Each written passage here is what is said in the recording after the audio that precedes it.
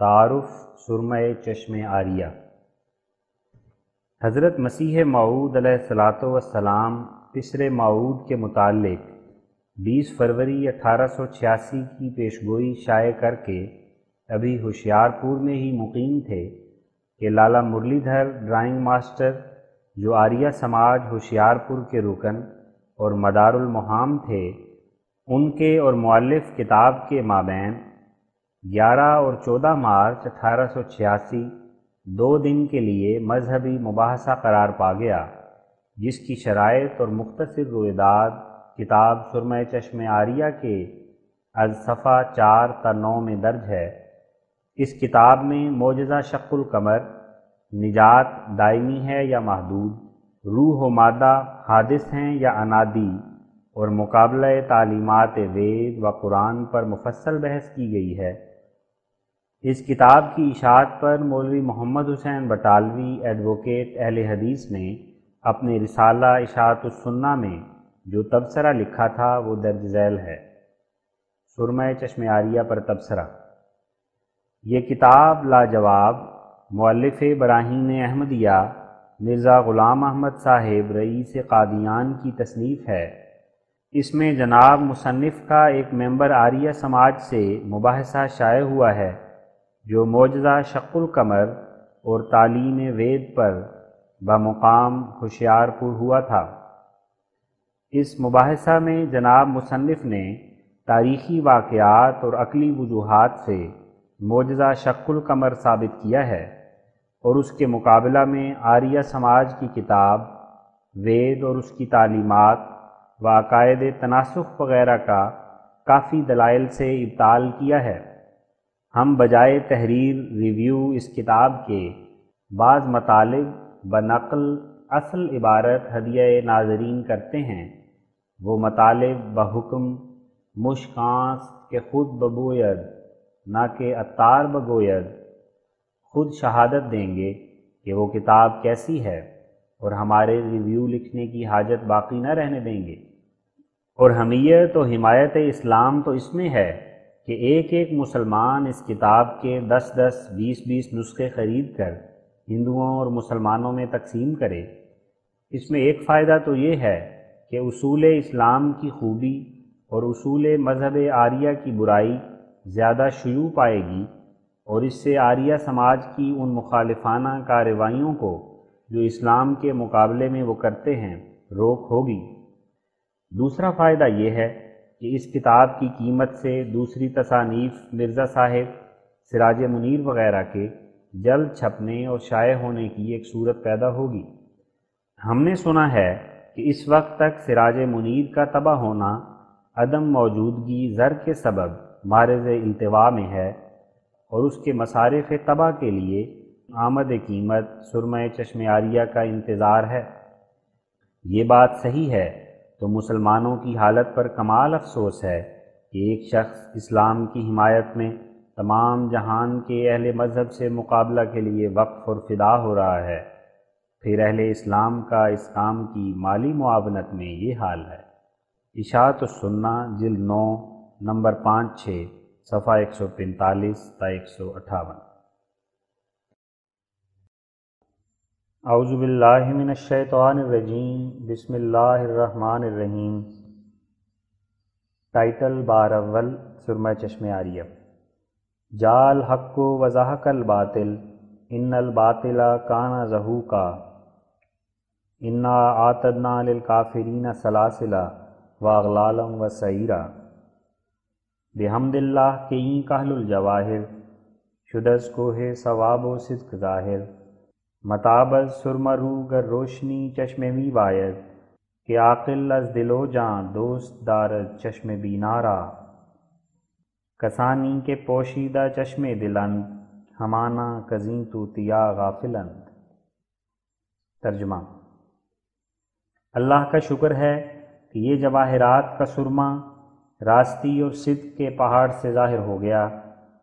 سرمے سے انکار نہ کر اگر تجھے آنکھ کی روشنی درکار ہے، کیونکہ عقل مند جان و دل سے چشم بینا کو پسند کرتا ہے۔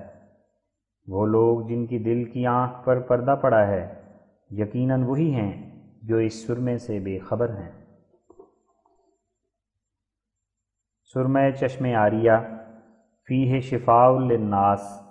از تالیفات مرزا غلام محمد صاحب مؤلف براہین احمدیہ دربارہ رد اصول وید و اثبات حقیت اصول قرآن شریف بوعدہ انعام 500 روپیہ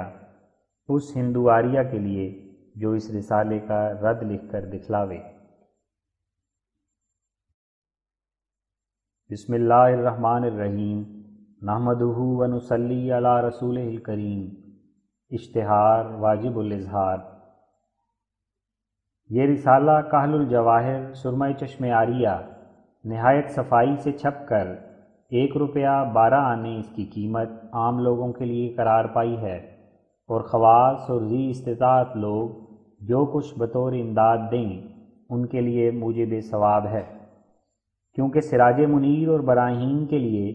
اسی قیمت سے سرمایہ جمع ہوگا، اور اس کے بعد رسالہ سراج منیر انشاءاللہ القدیر چھپے گا۔ پھر اس کے بعد 5 حصہ کتاب براہین احمدیہ چھپنا شروع ہوگا۔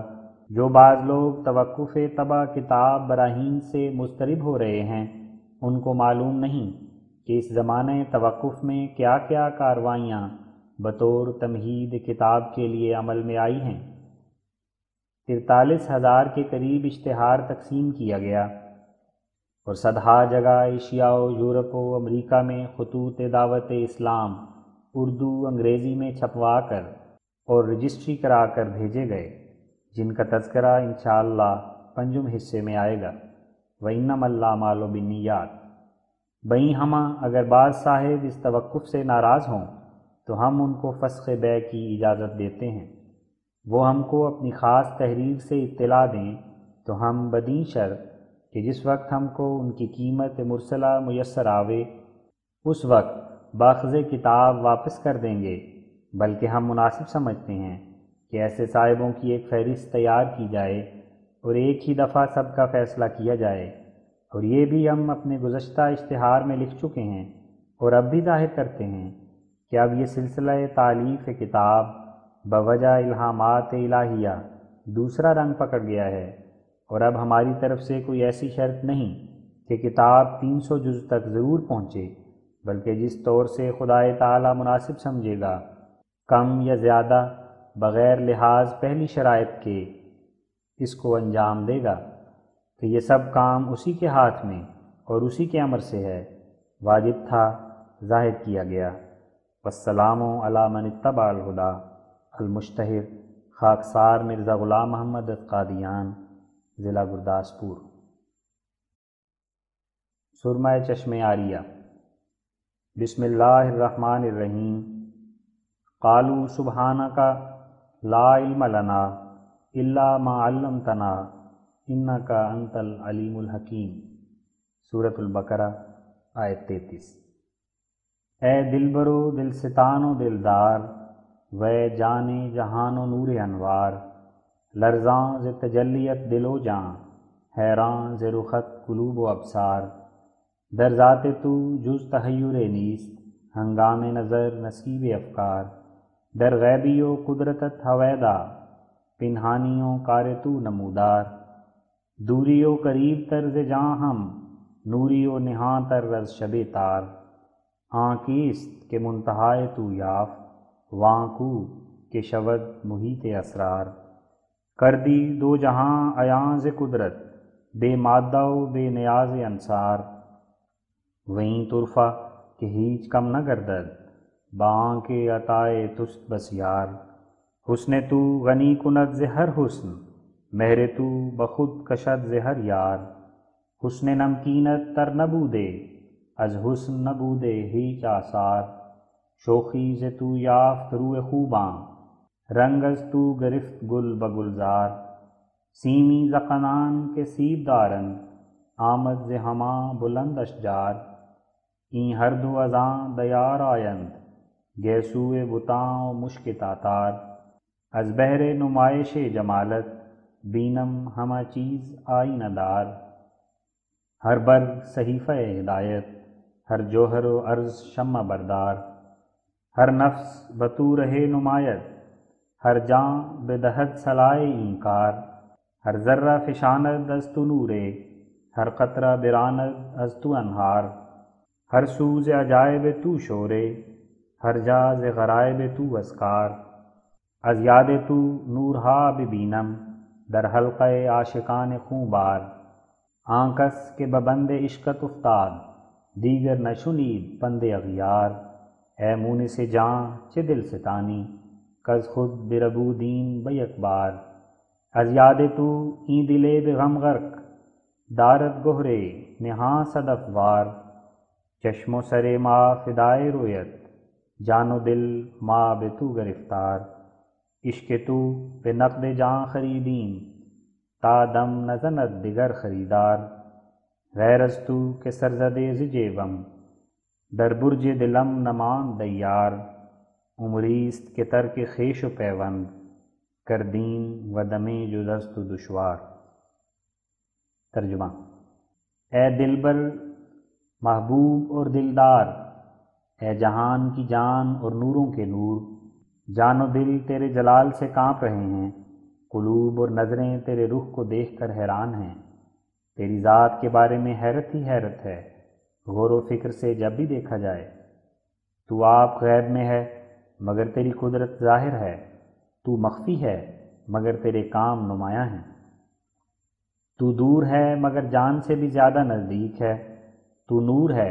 مگر اندھیری رات سے زیادہ پوشیدہ۔ وہ کون ہے جس نے تیری انتہا کو پایا،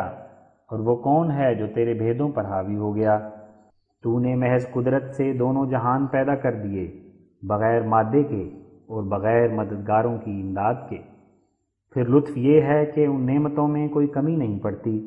باوجود کہ تیری بخششیں بے حد ہیں، تیرا حسن ہر حسن سے بے نیاز کر دیتا ہے، اور تیری محبت ہر دوست کو چھڑا کر اپنی طرف کھینچ لیتی ہے۔ اگر تیرا نمکین حسن نہ ہوتا تو دنیا میں حسن کا نام و نشان نہ ہوتا۔ محبوبوں کے چہروں نے تجھ سے رونق پائی،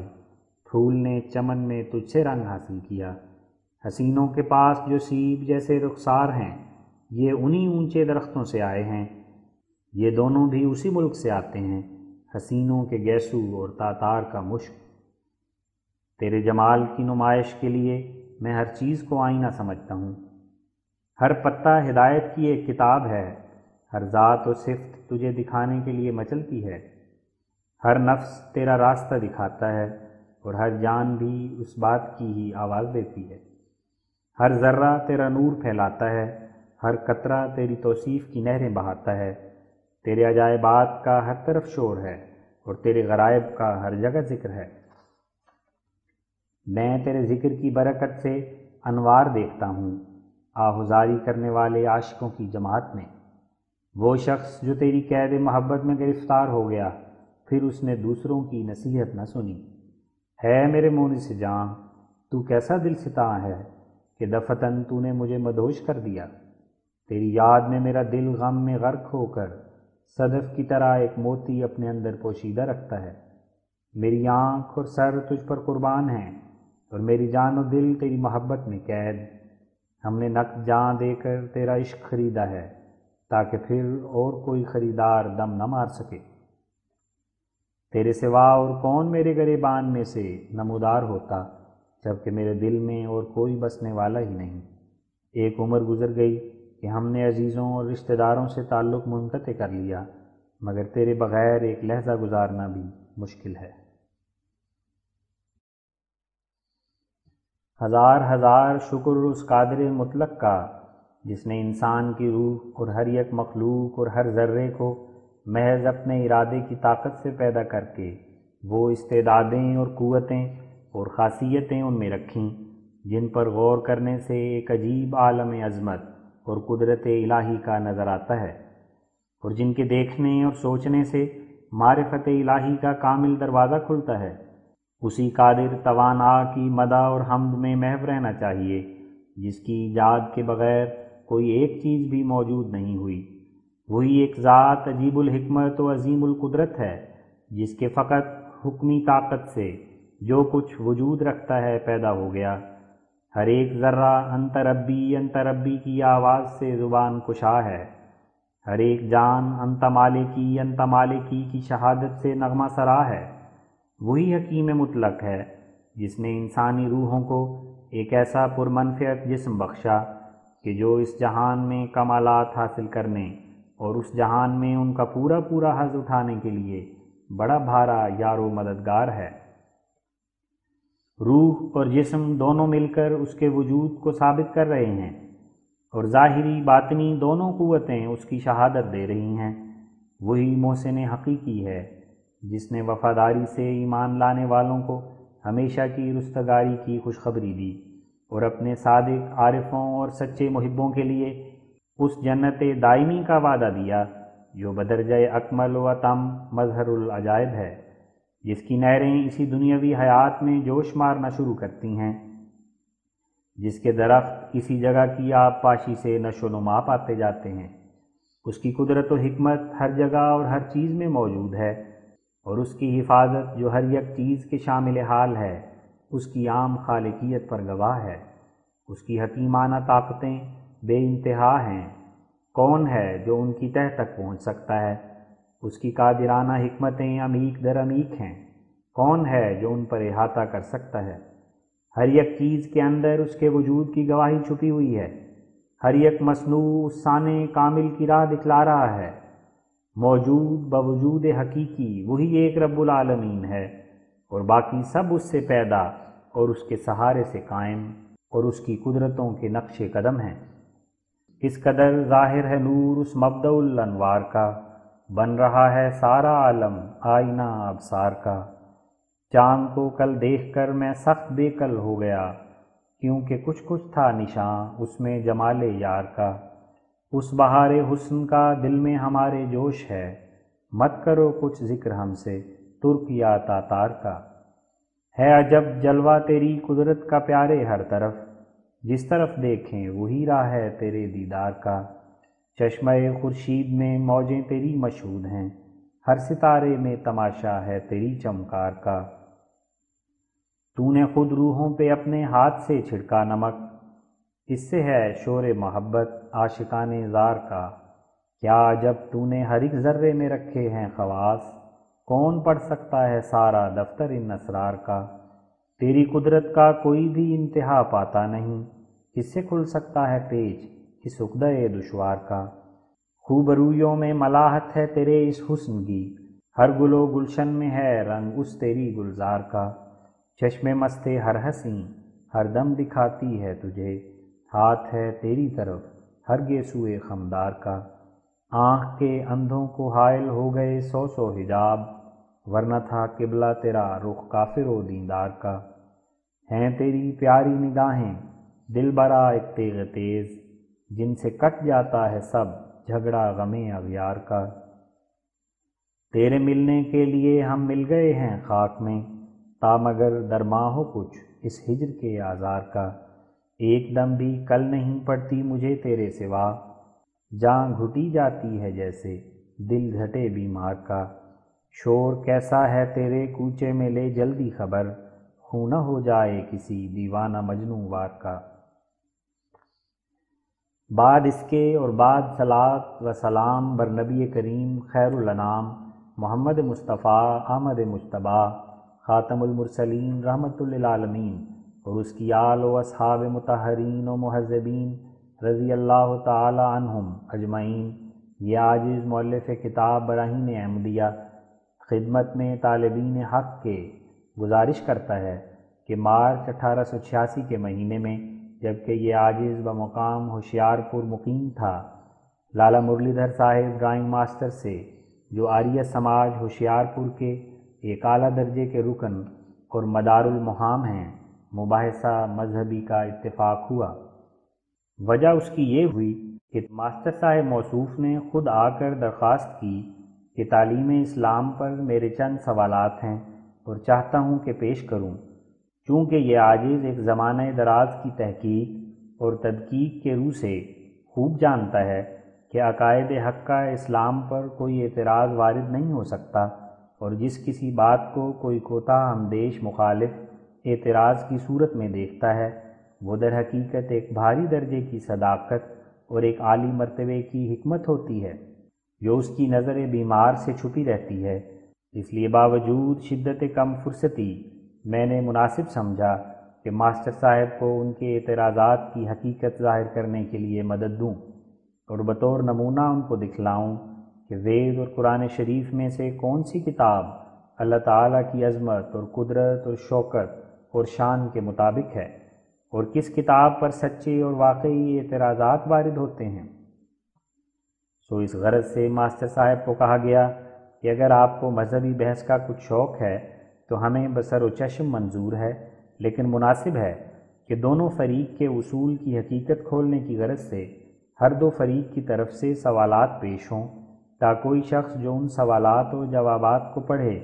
اس کو دونوں مذہبوں کے جانچنے اور پرکھنے کے لیے موقع مل سکے۔ چنانچہ بمنظوری جانبین اسی التزام سے بحث شروع ہوئی۔ اول 11 مارچ 1886 کی رات میں اس عاجز کے مکان فرودگاہ پر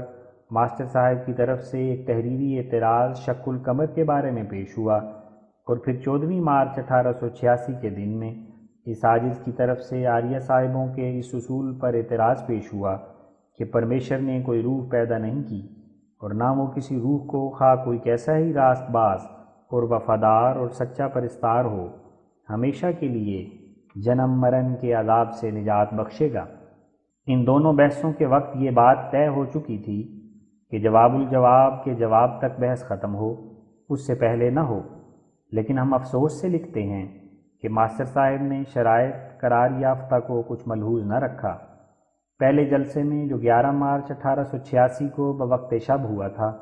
ان کی طرف سے یہ ناانصافی ہوئی کہ جب جواب الجواب کے جواب کا وقت آیا، جس کی تحریر کے لیے وہ آپ ہی فرما چکے تھے، تو ماسٹر صاحب نے رات بڑی چلے جانے کا عذر پیش کیا۔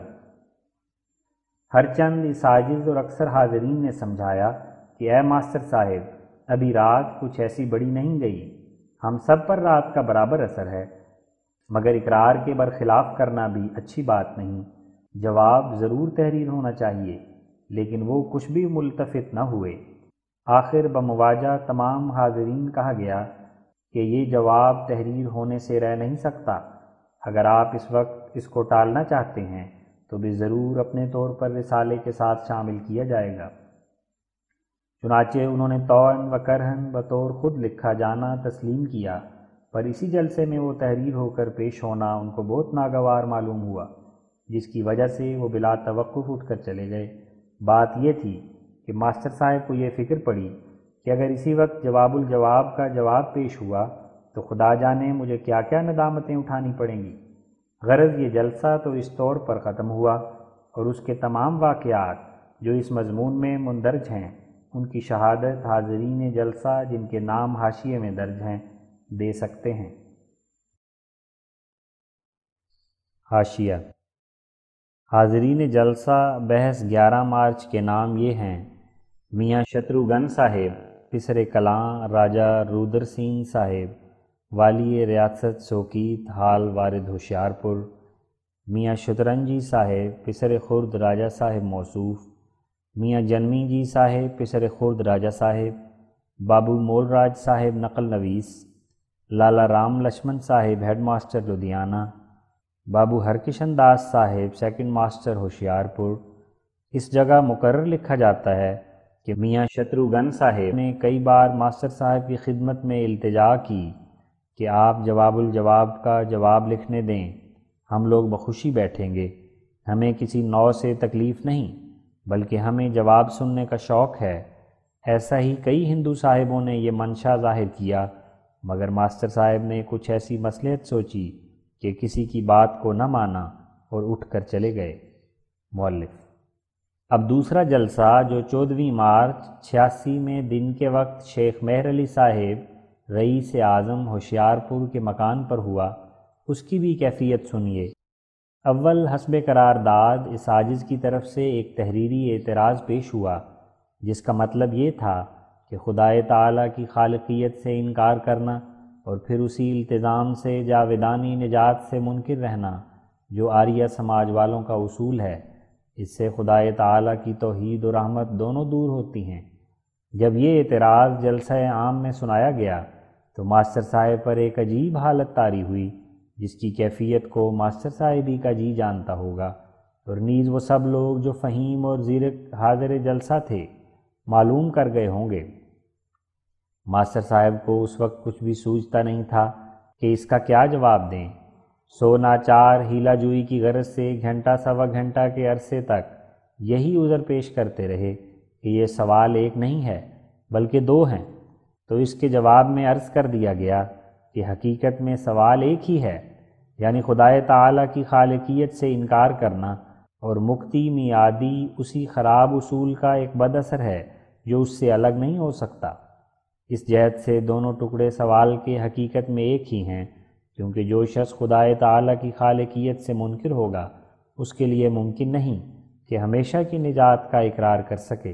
سو انکار خالقیت اور انکار نجات جاودانی باہم لازم ملزوم ہے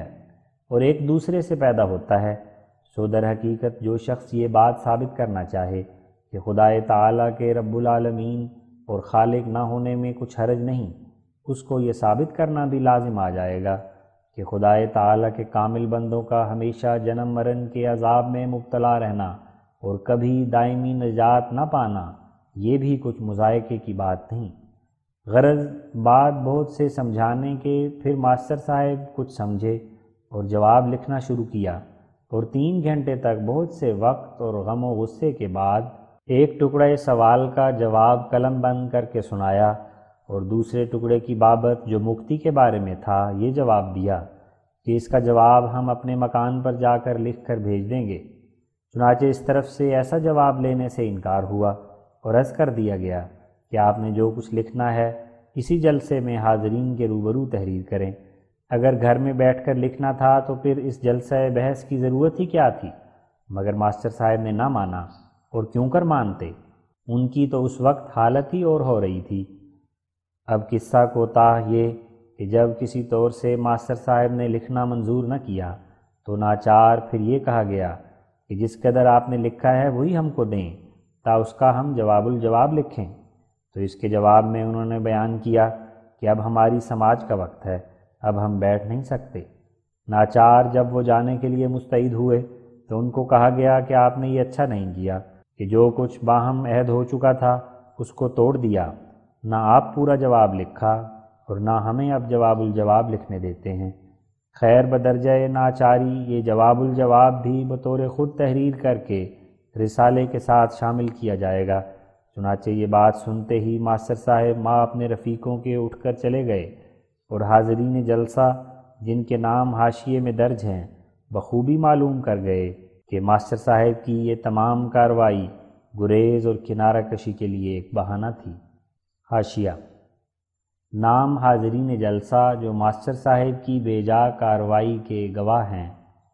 شیخ مہر علی صاحب رئیس اعظم ہوشیارپور، مولوی الہی بخش صاحب وکیل ہوشیارپور، ڈاکٹر مصطفیٰ علی صاحب، بابو احمد حسین صاحب ڈپٹی انسپکٹر پولیس ہوشیارپور، میاں عبداللہ صاحب حکیم، میاں شہاب الدین صاحب دفعہ، لالا نارائن داس صاحب وکیل، پنڈت جگن ناتھ صاحب وکیل، لالا رام لچھمن صاحب ہیڈ ماسٹر لدھیانہ، بابو ہرکشن داس صاحب سیکنڈ ماسٹر، لالا گنیش داس صاحب وکیل، لالا سیتا رام صاحب مہاجن، میاں شتروگن صاحب پسرے کلاں راجہ صاحب سوکیت، میاں شترنجی صاحب پسرے خرد راجہ صاحب موصوف، منشی گلاب سنگھ صاحب سر رشتہ دار، مولوی غلام رسول صاحب مدرس، مولوی فتح الدین صاحب مدرس۔ ان تمام حاضرین کے روبرو لالا مرلی دھر صاحب ڈرائنگ ماسٹر نے ہر ایک بات میں ناانصافی کی۔ اس عاجز نے اپنا اعتراض 1 گھنٹے کے قریب سنا دیا تھا، مگر انہوں نے 3 گھنٹے تک وقت لیا اور پھر بھی اعتراض کا ایک ٹکڑا چھوڑ گئے۔ اصلی منشا ان کا یہ معلوم ہوتا تھا کہ کسی طرح دن گزر جائے اور اس بلا سے نجات پائیں، مگر دن ان کا دشمن ابھی تیسرے حصے کے قریب سر پر کھڑا تھا، اور واضح رہے کہ ماسٹر صاحب کا یہ عذر کہ اب ہماری سماج کا وقت آ گیا ہے بالکل عبث اور کچا بہانہ تھا۔ اول تو ماسٹر صاحب نے پہلے کوئی ایسی شرط نہیں کی تھی کہ جب سماج کا وقت ہوگا تو بحث کو درمیان چھوڑ کر چلے جائیں گے۔ ماں سوائے اس کے یہ تو دین کا کام تھا، اور جن لوگوں نے سماج میں حاضر ہونا تھا وہ تو سب موجود تھے، بلکہ بہت سے ہندو اور مسلمان اپنا اپنا کام چھوڑ کر اسی غرض سے حاضر تھے اور تمام صحن مکان کا حاضرین سے بھرا ہوا تھا۔ سو اگر ماسٹر صاحب کی نیت میں فرق نہ ہوتا تو اسی جلسہ عظیمہ کو، جو صدہا آدمیوں کا مجمع تھا، سماج سمجھا ہوتا۔ علت غائب سماجوں کی لیکچر وغیرہ ہی ہوا کرتی تھی، سو وہ تو اس جگہ ایسی میسر تھی کہ جو سماج میں کبھی میسر نہیں آئی ہوگی۔ ماں سوائے اس کے جب ماسٹر صاحب نے بہت سا حصہ وقت کا صرف باتوں میں ہی ضائع کر کے پھر بہت سی سستی اور آہستگی سے جواب لکھنا شروع کیا تو اسی وقت ہم سمجھ گئے تھے کہ آپ کی نیت میں خیر نہیں ہے۔ اسی خیال سے ان کو کہا گیا کہ بہتر یوں ہے کہ جو ورق آپ لکھتے جائیں وہ مجھے دیتے جائیں تا میں اس کا جواب الجواب بھی لکھتا جاؤں۔ اس انتظام سے دونوں فریق جلد تر فراغت کر لیں گے۔ مگر ان کا تو مطلب ہی اور تھا، وہ کیوں کر ایسے انصاف کی باتوں کو قبول کرتے؟ سو انہوں نے انکار کیا، اور لالا رام لکشمن صاحب ان کے رفیق نے مجھے کہا کہ میں آپ کی غرض کو سمجھ گیا،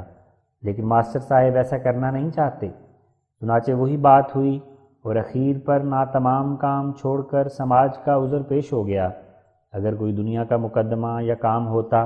تو ماسٹر صاحب 1000 دفعہ سماج کے وقت کو چھوڑ دیتے، پر سچ تو یہ ہے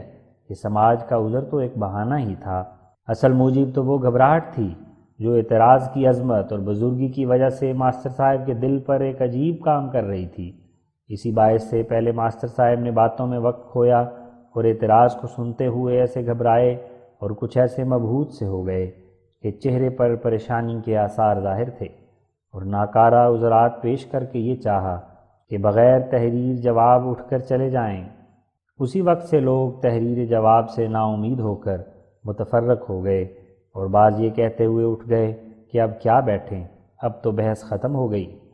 آخر ماسٹر صاحب نے طوعاً و کرہاً حاضرین کی شرم سے کچھ لکھا، جس کا آدھا دھڑ تو ماسٹر صاحب کے کاغذ پر اور آدھا ان کے دل میں ہی رہا۔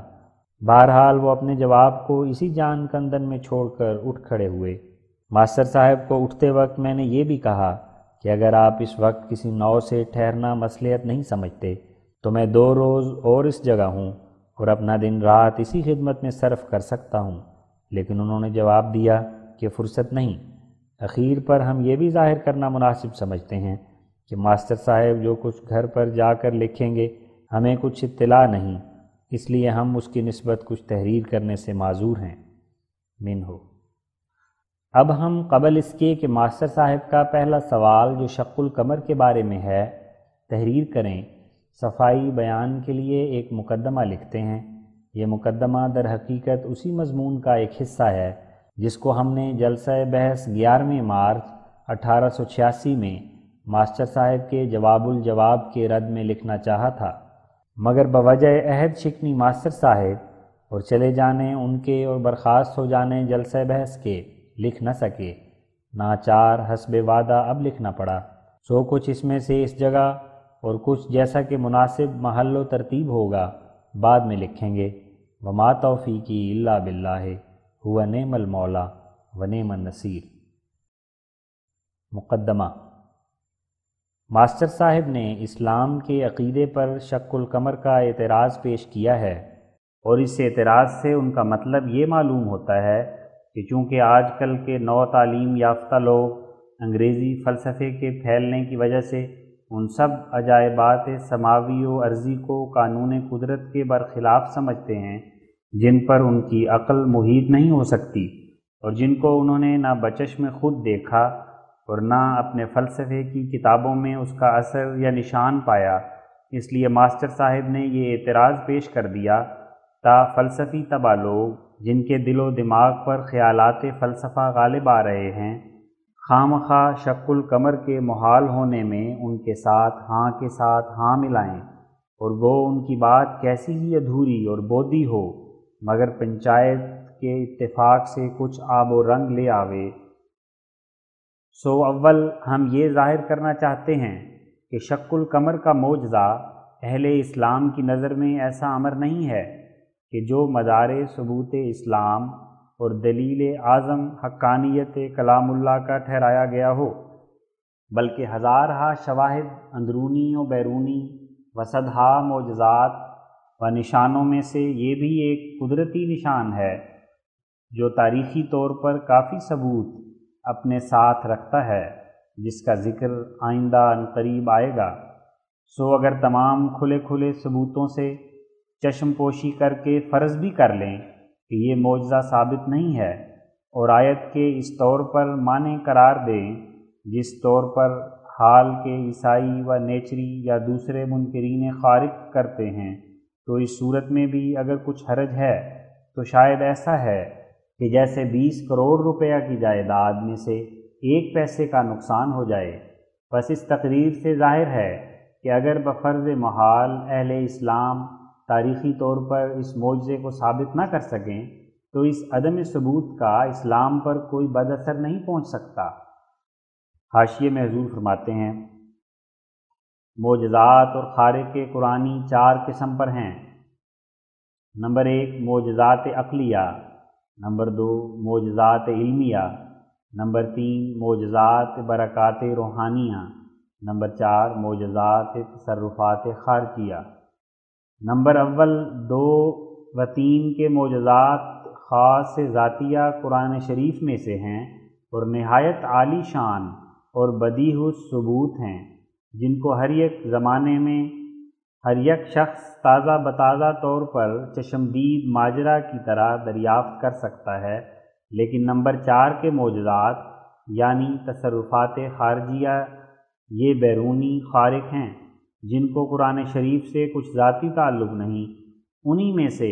معجزہ شق القمر بھی ہے۔ اصل خوبی اور حسن و جمال قرآن شریف کا پہلے تینوں قسم کے معجزات سے وابستہ ہے، بلکہ ہر ایک کلام الہی کا یہی نشان اعظم ہے کہ یہ تینوں قسم کے معجزات کسی قدر اس میں پائے جائیں، اور قرآن شریف میں تو یہ ہر 6 قسم کے اعجاز اعلیٰ و اکمل و اتم طور پر پائے جاتے ہیں، اور انہی کو قرآن شریف اپنی بے مثل و مانند ہونے کے اس بات میں بار بار پیش کرتا ہے، جیسا کہ فرماتا ہے، قُلْ لَئِنِ اجْتَمَعَتِ الْإِنسُ وَالْجِنُّ عَلَىٰ أَن يَأْتُوا بِمِثْلِ هَٰذَا الْقُرْآنِ لَا يَأْتُونَ بِمِثْلِهِ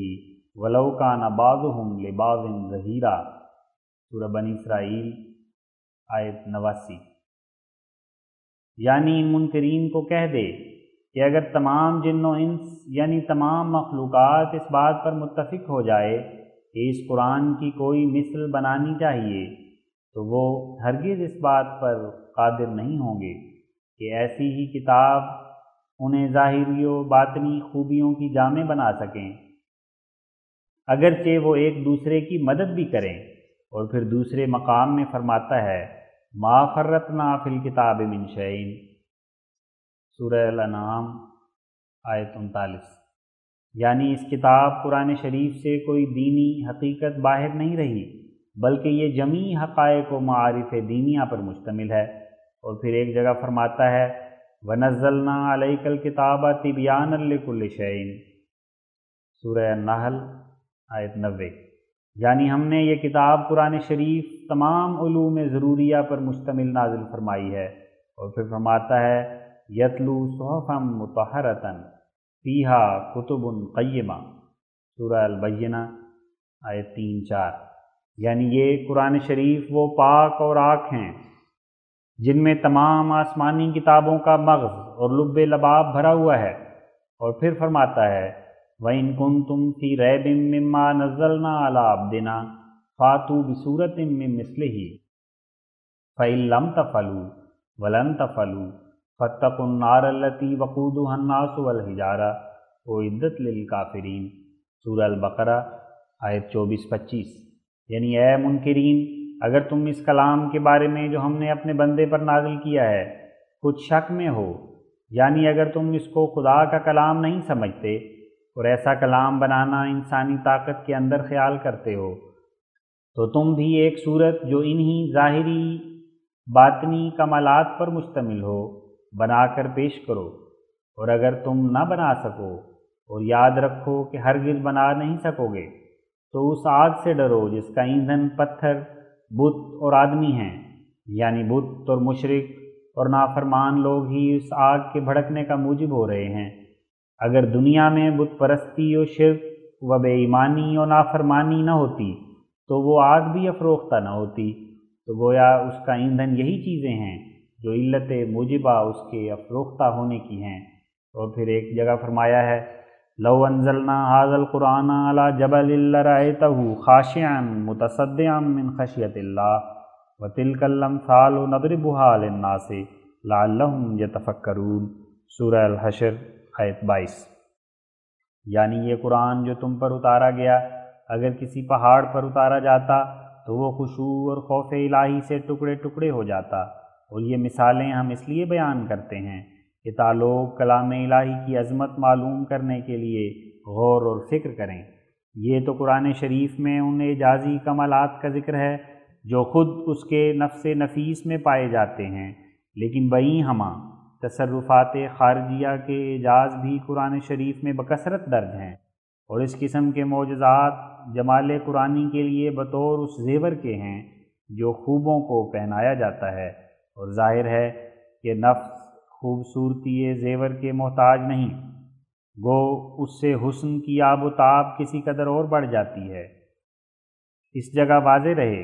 کہ تصرفات خارجیہ کے معجزات قرآن شریف میں کئی نوع پر مندرج ہیں۔ ایک نوع تو یہی کہ جو دعائے حضرت صلی اللہ علیہ وسلم سے خدا تعالیٰ نے آسمان پر اپنا قادرانہ تصرف دکھلایا اور چاند کو دو ٹکڑے کر دیا۔ دوسرے وہ تصرف جو خدا تعالیٰ نے جناب ممدوح کی دعا سے زمین پر کیا اور ایک سخت قحط 7 برس تک ڈالا، یہاں تک کہ لوگوں نے ہڈیوں کو پیس کر کھایا۔ تیسرے وہ تصرف اعجازی جو حضرت صلی اللہ علیہ وسلم کو شر کفار سے محفوظ رکھنے کے لیے بروز ہجرت کیا گیا، یعنی کفار مکہ نے حضرت صلی اللہ علیہ وسلم کے قتل کرنے کا ارادہ کیا تو اللہ جل شانہ نے اپنے اس پاک نبی کو اس بد ارادے کی خبر دے دی اور مکے سے مدینے کی طرف ہجرت کر جانے کا حکم فرمایا، اور پھر بفتح و نصرت واپس آنے کی بشارت دی۔ بدھ کا روز اور دوپہر کا وقت اور سخت گرمی کے دن تھے جب یہ ابتلا من جانب اللہ ظاہر ہوا۔ اس مصیبت کی حالت میں جب حضرت صلی اللہ علیہ وسلم ایک ناگہانی طور پر اپنے قدیمی شہر کو چھوڑنے لگے اور مخالفین نے مار ڈالنے کی نیت سے چاروں طرف سے اس مبارک گھر کو گھیر لیا، تب ایک جانی عزیز جس کا وجود محبت اور ایمان سے خمیر کیا گیا تھا، جہاں بازی کے طور پر حضرت صلی اللہ علیہ وسلم کے بستر پر باشارہ نبوی اس غرض سے منہ چھپا کر لیٹ رہا کہ تا مخالفوں کے جاسوس حضرت صلی اللہ علیہ وسلم کے نکل جانے کی کچھ تفتیش نہ کریں، اور اسی کو رسول اللہ صلی اللہ علیہ وسلم سمجھ کر قتل کرنے کے لیے ٹھہرے رہے۔ کس بہر کسے سر ندہد جان نفشاند عشق است کے این کار بصد صدق کناند۔ کوئی کسی کے لیے سر دے کر اپنی جان نہیں دیتا، یہ عشق ہی ہے جو یہ کام بصد شوق و صدق کرواتا ہے۔ سو جب حضرت صلی اللہ علیہ وسلم اپنے اس وفادار اور جانثار عزیز کو اپنی جگہ چھوڑ کر چلے گئے تو آخر تفتیش کے بعد ان نالائق بد باطن لوگوں نے تعاقب کیا اور چاہا کہ راہ میں کسی جگہ پا کر قتل کر ڈالیں۔ اس وقت اور اس مصیبت کے سفر میں بجز ایک با اخلاص اور یک رنگ اور دلی دوست کے اور کوئی انسان حضرت صلی اللہ علیہ وسلم کے ہمراہ نہ تھا۔ ہاں، ہر وقت اور نیز اس پرخطر سفر میں وہ مولا کریم ساتھ تھا جس نے اپنے اس کامل وفادار بندے کو ایک عظیم الشان اصلاح کے لیے دنیا میں بھیجا تھا۔ سو اس نے اپنے اس پیارے بندے کو محفوظ رکھنے کے لیے بڑے بڑے عجائب تصرفات اس راہ میں دکھلائے جو اجمالی طور پر قرآن شریف میں درج ہیں، من جملہ ان کے ایک یہ کہ حضرت صلی اللہ علیہ وسلم کو جاتے وقت کسی مخالف نے نہیں دیکھا، حالانکہ صبح کا وقت تھا اور تمام مخالفین حضرت صلی اللہ علیہ وسلم کے گھر کا محاصرہ کر رہے تھے۔ سو خدا تعالیٰ نے جیسا کہ سورہ یاسین میں اس کا ذکر کیا ہے، ان سب اشقیاء کی آنکھوں پر پردہ ڈال دیا اور حضرت صلی اللہ علیہ وسلم ان کے سروں پر خاک ڈال کر چلے گئے۔ ازاں جملہ ایک یہ کہ اللہ جل شانہ نے اپنے نبی معصوم کے محفوظ رکھنے کے لیے یہ امر خارق عادت دکھلایا کہ باوجود کہ مخالفین اس غار تک پہنچ گئے تھے جس میں حضرت صلی اللہ علیہ وسلم ماں اپنے رفیق کے مخفی تھے، مگر وہ حضرت صلی اللہ علیہ وسلم کو دیکھ نہ سکے، کیونکہ خدا تعالیٰ نے ایک کبوتر کا جوڑا بھیج دیا جس نے اسی رات غار کے دروازے پر آشیانہ بنا دیا اور انڈے بھی دے دیے، اور اسی طرح اذن الہی سے عنکبوت نے اس غار پر اپنا گھر بنا دیا، جس سے مخالف لوگ دھوکے میں پڑ کر ناکام واپس چلے گئے۔ ازاں جملہ ایک یہ کہ ایک مخالف جو حضرت صلی اللہ علیہ وسلم کے پکڑنے کے لیے مدینے کی راہ پر گھوڑا دوڑائے چلا جاتا تھا، جب وہ اتفاقاً حضرت صلی اللہ علیہ وسلم کے قریب پہنچا تو جناب ممدوح کی بد دعا سے اس کے گھوڑے کے چاروں سم زمین میں دھنس گئے اور وہ گر پڑا، اور پھر وہاں حضرت صلی اللہ علیہ وسلم سے پناہ مانگ کر اور عفو تقصیر کرا کر واپس لوٹ آیا۔ چوتھی وہ تصرف اعجازی کہ جب دشمنوں نے اپنی ناکامی سے منفعل ہو کر لشکر کثیر کے ساتھ حضرت صلی اللہ علیہ وسلم پر چڑھائی کی تا مسلمانوں کو جو ابھی تھوڑے سے آدمی تھے نابود کر دیں اور دین اسلام کا نام و نشان مٹا دیں، تب اللہ جل شانہ نے جناب موصوف کے ایک مٹھی کنکریوں کے چلانے سے مقام بدر میں دشمنوں میں ایک تہلکہ ڈال دیا اور ان کے لشکر کو شکست فاش ہوئی، اور خدا تعالیٰ نے ان چند کنکریوں سے مخالفین کے بڑے بڑے سرداروں کو سراسیمہ اور اندھا اور پریشان کر کے وہیں رکھا اور ان کی لاشیں انہی مقامات میں گرائیں جن کے پہلے ہی سے حضرت صلی اللہ علیہ وسلم نے الگ الگ نشان بتلا رکھے تھے۔ ایسا ہی اور کئی عجیب طور کے تائیدات و تصرفات الہیہ کا جو خارق عادت ہیں قرآن شریف میں ذکر ہے، جن کا ماحصل یہ ہے کہ کیوں کر اللہ تعالیٰ نے اپنے نبی کو مسکینی اور غریبی اور یتیمی اور تنہائی اور بے کسی کی حالت میں مبعوث کر کے پھر ایک نہایت قلیل عرصے میں جو 30 برس سے بھی کم تھا ایک عالم پر فتح یاب کیا، اور شہنشاہ قسطنطنیہ و بادشاہان دیار شام و مصر و ممالک مابین دجلہ و فرات وغیرہ پر غلبہ بخشا، اور اس تھوڑے ہی عرصے میں فتوحات کو جزیرہ نما عرب سے لے کر دریائے جیہون تک پھیلایا، اور ان ممالک کے اسلام قبول کرنے کی بطور پیش گوئی قرآن شریف میں خبر دی۔ اس حالت بے سامانی اور پھر ایسی عجیب و غریب فتحوں پر نظر ڈال کر بڑے بڑے دانشمند اور فاضل انگریزوں نے بھی شہادت دی ہے کہ جس جلدی سے اسلامی سلطنت اور اسلام دنیا میں پھیلا ہے اس کی نظیر صفحہ تواریخ دنیا میں کسی جگہ نہیں پائی جاتی، اور ظاہر ہے کہ جس امر کی کوئی نظیر نہ پائی جائے اسی کو دوسرے لفظوں میں خارق عادت بھی کہتے ہیں۔ غرض قرآن شریف میں تصرفات خارجیہ کا ذکر بھی بطور خارق عادت بہت جگہ آیا ہے، بلکہ ذرا نظر کھول کر دیکھو تو اس پاک کلام کا ہر یک مقام تائیدات الہیہ کا نقارہ بجا رہا ہے اور ایک تصویر کھینچ کر دکھلا رہا ہے کہ کیوں کر اسلام اپنی اول حالت میں ایک خرد تر بیج کی طرح دنیا میں بویا گیا، اور پھر وہ تھوڑے ہی عرصے میں جو خارق عادت ہے کیسا بزرگ و عظیم القدر ہو کر اکثر حصہ دنیا میں پھیل گیا، اور ہر یک موقع پر کیا کیا عجیب تائیدات الہیہ اس کی حمایت میں ظہور میں آتی رہیں۔ اب ہم بیرونی معجزات کا بیان جو اعجازی تصرفات ہیں اسی قدر کافی سمجھ کر ان معجزات کی تشریح کچھ زیادہ کرنا چاہتے ہیں جو قرآن شریف کی ذات سے تعلق رکھتے ہیں اور اس کی بطنی اور نفسی خاصیتیں ہیں، کیونکہ اس قسم کے معجزات بباعث دائمی شہود اور وجود کے قوی الاثر ہیں جن کو ہر ایک طالب صادق اپنی آنکھوں سے دیکھ سکتا ہے اور ہر یک منصف کی نظر میں بالضرورت قابل یقین ٹھہر سکتے ہیں۔ سو اول جاننا چاہیے کہ معجزہ عادات الہیہ میں سے ایک ایسی عادت یا یوں کہو کہ اس قادر مطلق کے افعال میں سے ایک ایسا فعل ہے جس کو اضافی طور پر خارق عادت کہنا چاہیے۔ بس امر خارق عادت کی حقیقت صرف اس قدر ہے کہ جب پاک نفس لوگ عام طریق و طرز انسانی سے ترقی کر کے اور معمولی عادات کو پھاڑ کر قرب الہی کے میدانوں میں آگے قدم رکھتے ہیں تو خدا تعالی حسب حالت ان کے ایک ایسا عجیب معاملہ ان سے کرتا ہے کہ وہ عام حالات انسانی پر خیال کرنے کے بعد ایک امر خارق عادت دکھائی دیتا ہے، اور جس قدر انسان اپنی بشریت کے وطن کو چھوڑ کر اور اپنے نفس کے حجابوں کو پھاڑ کر عرصات عشق و محبت میں دور تر چلا جاتا ہے، اسی قدر یہ خارق نہایت صاف اور شفاف اور روشن و تاباں ظہور میں آتے ہیں۔ جب تزکیہ نفس انسانی کمال تام کی حالت پر پہنچتا ہے اور اس کا دل غیر اللہ سے بالکل خالی ہو جاتا ہے اور محبت الہی سے بھر جاتا ہے، تو اس کے تمام اقوال و افعال و اعمال و حرکات و سکنات و عبادات و معاملات و اخلاق جو انتہائی درجے پر اس سے صادر ہوتے ہیں، وہ سب خارق عادت ہی ہو جاتے ہیں۔ سو بمقابل اس کے ایسا ہی معاملہ باری تعالیٰ کا بھی اس مبدل تام سے بطور خارق عادت ہی ہوتا ہے۔ سو چونکہ حضرت صلی اللہ علیہ وسلم مبدل تام اور سید المبدلین اور امام المطہرین تھے، جن کو قادر مطلق نے اپنے ہاتھ سے صاف کیا تھا، اس لیے تمام سراپا وجود ان کے کا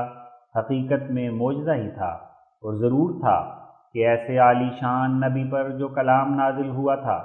وہ بباعث تبدل تام اس کے غائب درجے کا خارق عادت ہوتا، جس سے تمام اولین آخرین کی نظریں خیرہ رہ جاتی، کیونکہ اگرچہ کلام الہی فی ذات ہی کلام انسانی سے ایسا ہی ممیز ہے جیسا خدا انسان سے تمیز تام رکھتا ہے، لیکن باوجود اس کے فیضان وحی حسب استعداد و حالت صفوت و اخلاق فاضلہ و ملکات صالحہ وہی یاب ہوا کرتا ہے۔ اور اسی کی طرف ایک روحانی اشارہ ہے جو قرآن شریف میں پایا جاتا ہے، یعنی یہ کہ وہ پاک کلام بہت سے فرشتوں کی حفاظت کے ساتھ اترا ہے۔ سو ظاہری فرشتے تو معلوم ہی ہیں، مگر پاک اخلاق اور پاکیزہ حالتیں اور شوق و ذوق سے بھری ہوئی وارداتیں اور درد دل اور جوش محبت اور صدق و صفا و تبتل و وفا و توکل و رضا و نیستی و فنا اور شورش ہائے عشق مولا ایک قسم کے فرشتے ہی ہیں جو قادر مطلق نے اپنے اس محبوب افضل الرسل کے وجود میں اکمل و اتم طور پر پیدا کیے تھے، اور پھر اسی کے اتباع سے ہر یک مومن کامل کے دل میں بھی باذن ہی تعالی پیدا ہو جاتے ہیں۔ اور اگرچہ عام مومنوں میں بھی جو ابھی حالت کمالیہ تک نہیں پہنچے ان کا تخم پایا جاتا ہے، لیکن وہ تخم اس چھپی ہوئی آگ کی طرح ہے جو افروختہ آگ کا کام نہیں دے سکتی۔ جیسے ظاہر ہے کہ انڈا مرغ کا قائم مقام نہیں ہو سکتا، اور نہ بیج درخت کا حکم رکھتا ہے، اور اگرچہ ہر یک زمین کے نیچے پانی ہے، لیکن بجز بہت سی جان کنی اور محنت اور مدت تک زمین کھودنے کے وہ پانی نکل نہیں سکتا۔ اسی طرح آتش شوق الہی جب تک اپنے کمال اشتعال کی حالت میں نہ آئے تب تک اس کے فوائد مترتب نہیں ہو سکتے، لیکن جب وہ کامل طور پر افروختہ ہو جاتی ہے اور چاروں طرف سے بھڑک اٹھتی ہے، تب وہ دخل شیطان سے محفوظ رکھنے کے لیے فرشتوں کا کام دیتی ہے اور ملائکہ کے حفاظت میں شمار کی جاتی ہے۔ پاک اعمال اور پاک حالتیں اور پاک وارداتیں اور پاک جوش اور پاک درد اور پاک حزن اور پاک اخلاقی ظہور جب اپنے اشتعال اور کمال کی حالت میں ہوں تو ان نیک اور ہوشیار چوکیداروں کی طرح ہیں جو اپنے مالک کے محل کے دروازوں پر چاروں طرف دن رات پہرے کے لیے کھڑے رہتے ہیں، تو ہر چند اس محل کے سارے دروازے کھلے ہیں، یعنی ہر ایک قسم کی قوتیں اور استعدادیں، مگر بباعث تقید محافظین بجز سرد ہوا اور محبوب چیزوں کے کوئی نابکار چیز اندر نہیں جا سکتی، اور اگر کتا یا چور اندر جانے کا ارادہ کرتا ہے تو پکڑا جاتا ہے اور مار کھاتا ہے، لیکن وہ محل جس کے دروازے تو کھلے ہیں مگر دروازوں پر کوئی نیک و ہوشیار چوکیدار نہیں، گو اس میں ٹھنڈی ہوا اور اچھی اچھی چیزیں بھی داخل ہوتی ہیں، مگر ایسے گھر کو اکثر چور لگے رہتے ہیں اور کتے اس کی چیزوں کو پلید کرتے رہتے ہیں، تو یہ گھر خرابی کی حالت میں رہتا ہے۔ بس جس جگہ صفوت و عصمت و تبتل و محبت کامل و تام و حزن و درد و شوق و خوف ہے، اس جگہ انوار وحی کے کامل تجلیات بغیر آمیزش کسی نوع کی ظلمت کے وارد ہوتے رہتے ہیں اور آفتاب کی طرح چمکتے ہوئے نظر آتے رہتے ہیں، اور جس جگہ یہ مرتبہ کمال تام کا نہیں اس جگہ وہی بھی اس عالی مرتبہ سے متنزل ہوتی ہے۔ غرض وحی الہی ایک ایسا آئینہ ہے جس میں خدائے تعالیٰ کی صفات کمالیہ کا چہرہ حسب صفائی باطن نبی منزل علیہ کے نظر آتا ہے، اور چونکہ حضرت صلی اللہ علیہ وسلم اپنی پاک باطنی و انشراح صدر و عصمت و حیا و صدق و صفا و توکل و وفا اور عشق الہی کے تمام لوازم میں سب انبیاء سے بڑھ کر اور سب سے افضل و اعلیٰ و اکمل و عرفہ و اجلا و اصفا تھے، اس لیے خدائے جل شانہ نے ان کو اتر کمالات خاصہ سے سب سے زیادہ معطر کیا، اور وہ سینہ اور دل جو تمام اولین و آخرین کے سینہ و دل سے فراخ تر و پاک تر و معصوم تر و روشن تر تھا، وہ اسی لائق ٹھہرا کہ اس پر ایسی وحی نازل ہو کہ جو تمام اولین و آخرین کی وحیوں سے اقوا و اکمل و عرفہ و اتم ہو کر صفات الہیہ کے دکھلانے کے لیے ایک نہایت صاف اور کشادہ اور وسیع آئینہ ہو۔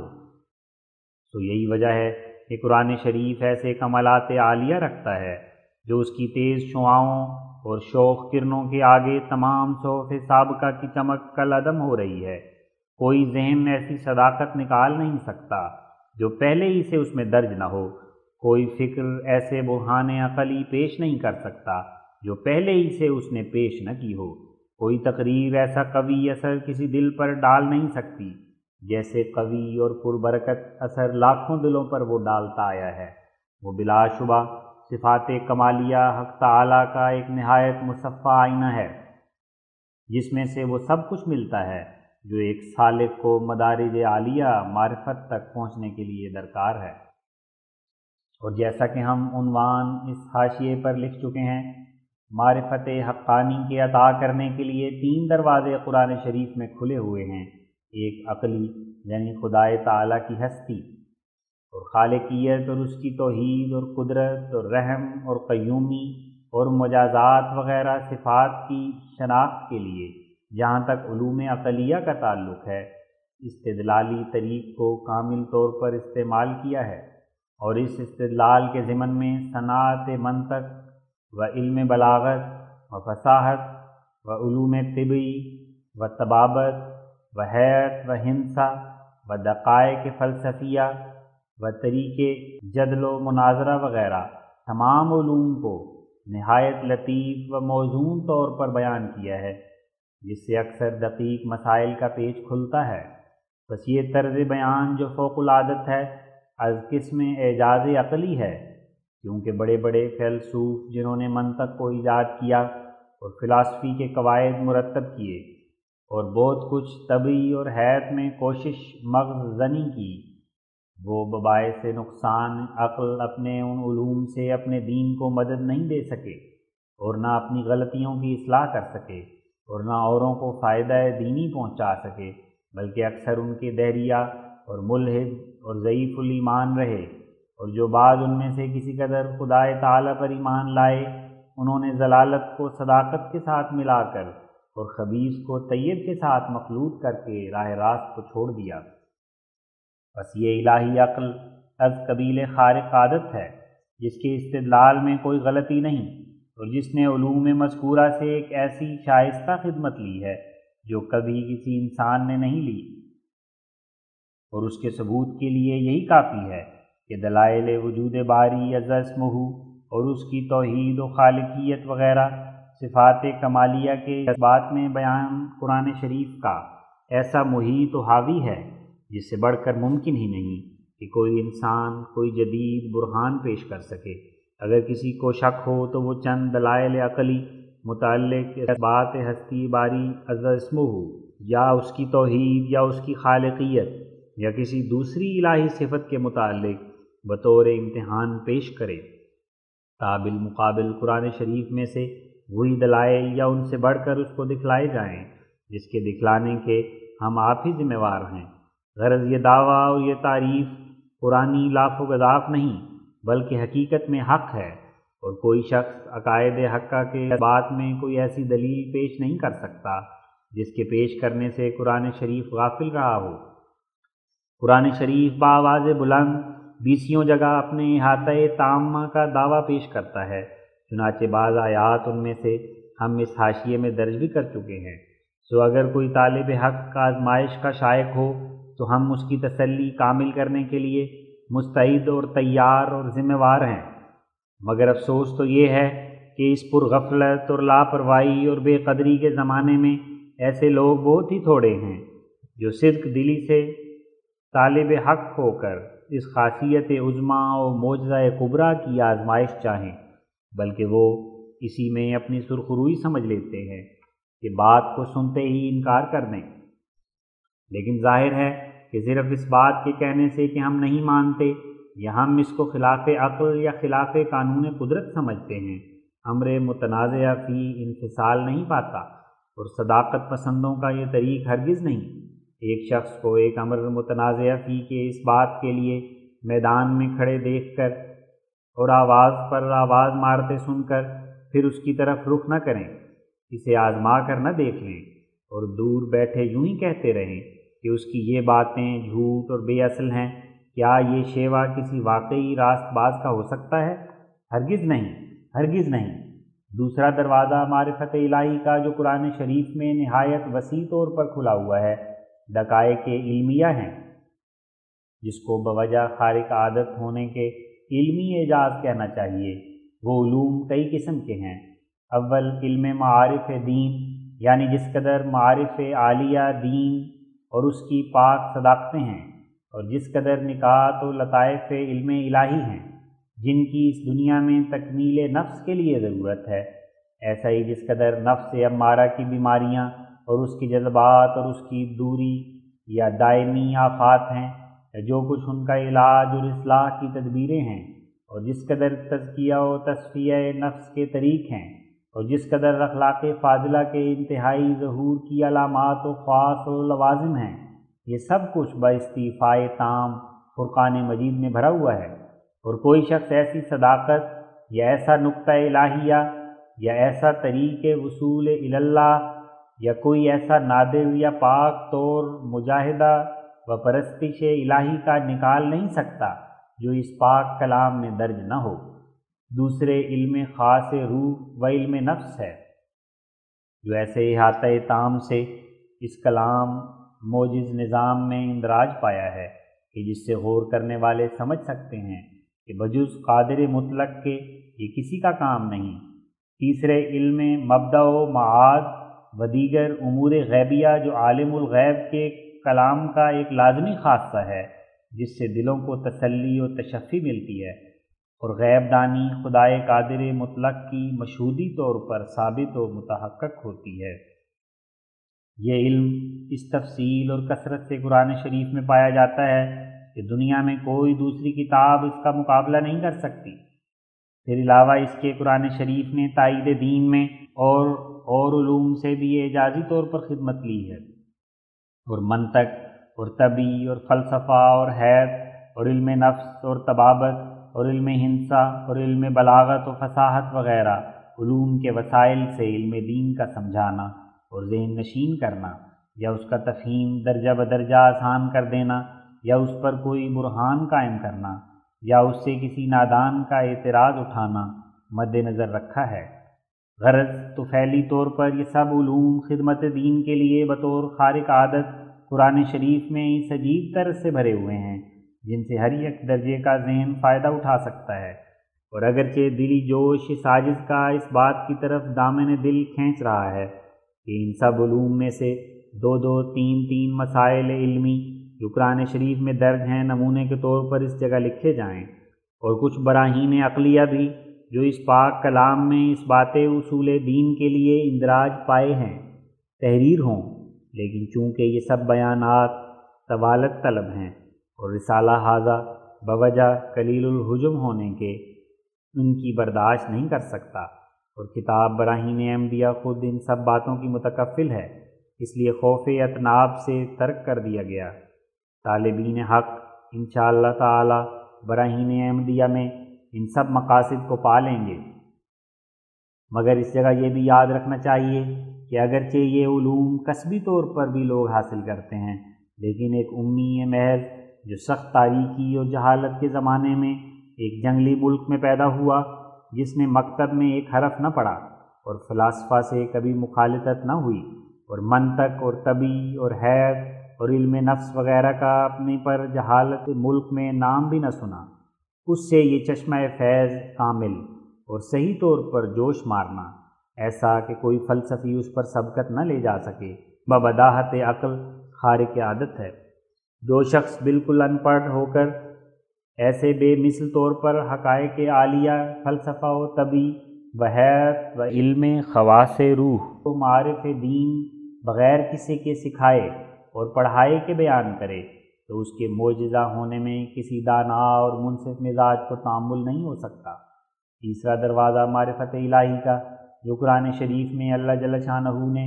اپنی عنایت خاص سے کھول کر رکھا ہے، برکات روحانیہ ہیں، جس کو اعجاز تاثیری کہنا چاہیے۔ یہ بات کسی سمجھدار پر مخفی نہیں ہوگی کہ حضرت صلی اللہ علیہ وسلم کا ذات بوم ایک محدود جزیرہ نما ملک ہے جس کو عرب کہتے ہیں، جو دوسرے ملکوں سے ہمیشہ بے تعلق رہ کر گویا ایک گوشہ تنہائی میں پڑا رہا ہے۔ اس ملک کا حضرت صلی اللہ علیہ وسلم کے ظہور سے پہلے بالکل وحشیانہ اور درندوں کی طرح زندگی بسر کرنا اور دین اور ایمان اور حق اللہ اور حق العباد سے بے خبر محض ہونا